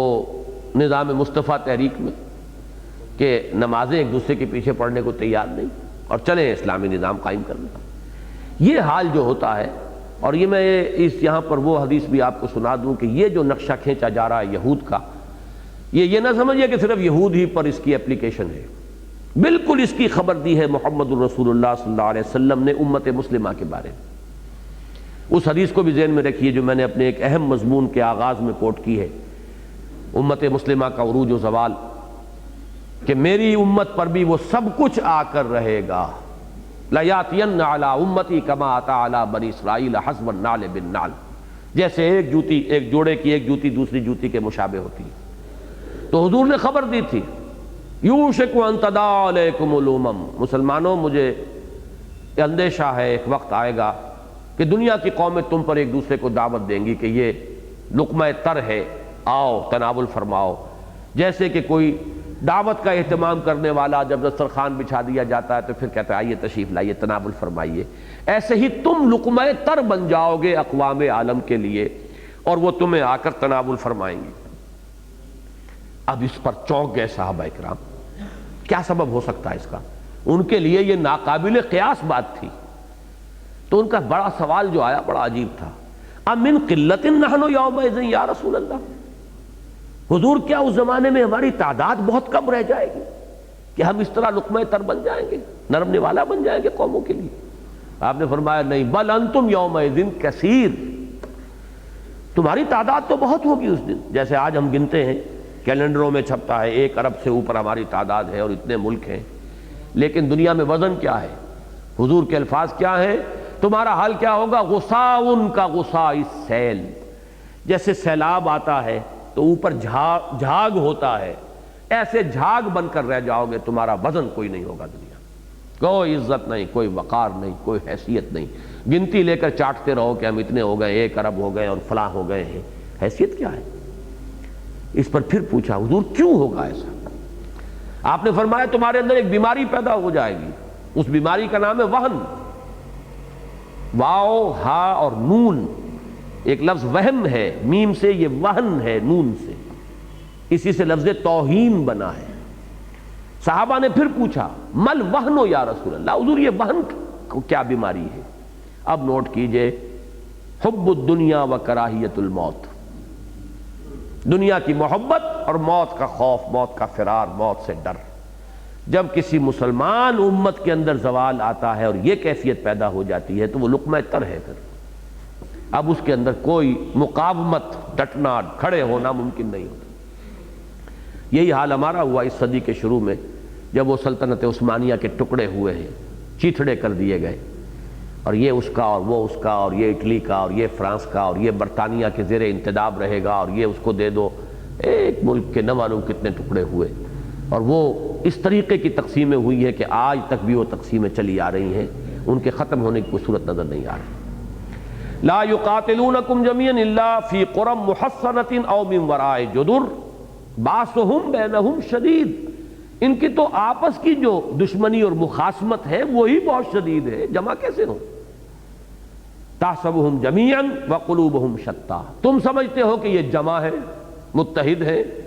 لیکن حقیقت میں ان کے دل جدا ہیں، پھٹے ہوئے ہیں، دل پھٹے ہوئے ہیں۔ یہ صرف تمہاری دشمنی میں کچھ ان کا گٹھ جوڑ تھوڑا سا ہو جاتا ہے، لیکن اندر تو یہ ایک دوسرے کی اور ٹانگ گھسیٹتے ہیں، ایک دوسرے کو زخم پہنچانے کی کوششیں کرتے ہیں۔ ذالک بانہم قوم لا یعقلون، پھر نوٹ کیجئے یہ اس لیے کہ یہ ایسے لوگ ہیں کہ جن میں اب عقل نہیں رہی، وہی بات لا یفقہون لا یعقلون، یعنی صحیح عقل، صحیح فہم، صحیح اقدار جو ہے وہ برقرار رہے، صحیح ویلیوز آدمی کے سامنے ہو، وہ جانتا ہو کیا شے اہم تر ہے اور کیا چیز کم اہم ہے، کیا اول ہے اور کیا ثانوی درجے میں ہے۔ یہ فہم جب آدمی کھو بیٹھتا ہے تو پھر یہی کچھ ہوتا ہے جس کا نقشہ یہاں کھینچا جا رہا ہے۔ کمثل الذین من قبلہم قریبا ذاقوا وبال امرہم، جیسے مثال ان کی جو ان سے پہلے تھے، قریب ہی کے زمانے میں، ماضی قریب میں ایک واقعہ گزر چکا ہے، ذاقوا وبال امرہم، وہ اپنے کیے کا وبال چکھ چکے، سزا انہیں مل چکی۔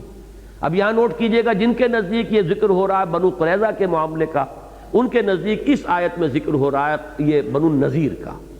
اور جو دوسری رائے ہے جس کے مطابق میں بیان کر رہا ہوں تو اس کے اعتبار سے یہ اشارہ ہو رہا ہے بنو قینقاع پر، کہ بنو قینقاع کا پہلے حشر ہو چکا تھا، انہیں عقل سیکھنی چاہیے تھی، سبق سیکھنا چاہیے تھا، اگر ذرا سا بھی ان کے اندر وہ حقیقت بینی کا مادہ ہوتا، اور جیسے کہ ایک حدیث ہے بڑی پیاری کہ السعید من وعظ بغیرہ، سعادت مند وہ ہے جو دوسرے کو دیکھ کر اس سے سبق حاصل کر لے۔ ایک شخص آپ کے سامنے پھسلا ہے، کیچڑ ہے، لیکن آپ اس کو دیکھ کر بھی سبق حاصل نہیں کر رہے، وہیں جا رہے ہیں تو آپ بھی پھسلیں گے۔ پھر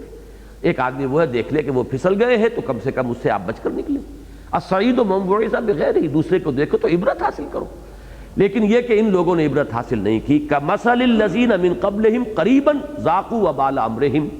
انہوں نے اپنے کیے کہ اپنے کرتوتوں کا مزہ چکھ لیا، وَلَهُمْ عَذَابٌ علیم، اور ان کے لیے ایک دردناک عذاب ہے۔ اس سے مراد ہے آخرت کا عذاب، دنیا کا عذاب وہ تو ہو چکا، بنو قینقاع یہاں سے ملک بدر کیے جا چکے، اصل عذاب جو ہے وہ تو آخرت کا دردناک عذاب، وہ ابھی ان کا منتظر ہے۔ کمثل الشیطان، ایسے ہی مثال، جیسے مثال شیطان کی، اذ قال للانسان اکفر، جبکہ وہ کہتا ہے انسان سے کفر کرو، پیٹ ٹھونکتا ہے، فلما کفر قال انی بریء منک، اور جب وہ کفر کرتا ہے تو کہتا ہے کہ میں تم سے بالکل بری ہوں، میرا تم سے کوئی تعلق نہیں، انی اخاف اللہ رب العالمین، مجھے تو بڑا خوف ہے اللہ کا جو تمام جہانوں کا پروردگار ہے۔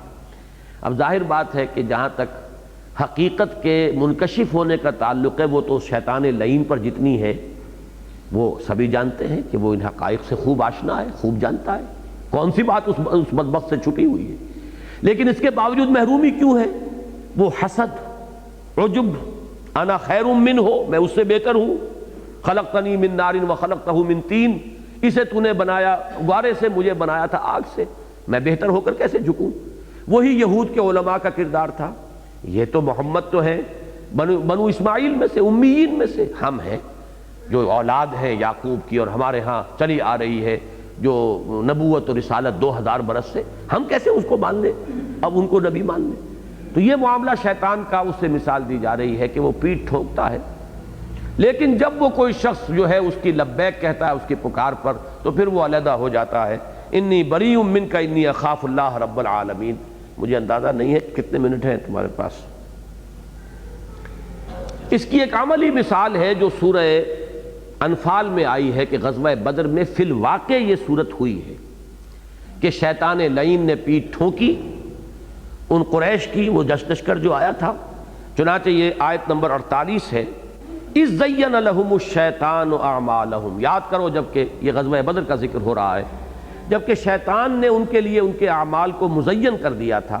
وقال لا غالب لکم اليوم من الناس وانی جار لکم، اور اس نے کہا تھا کہ آج تم پر کوئی غالب نہیں آ سکتا، 1000 کا لشکر لے کر تم نکلے ہو، اے قریش کون تم پر غالب آئے گا، اور میں بھی تمہارے ساتھ ہی ہوں، تمہارے ساتھ کھڑا ہوں، پڑوسی ہوں، تمہارا قریبی ہوں۔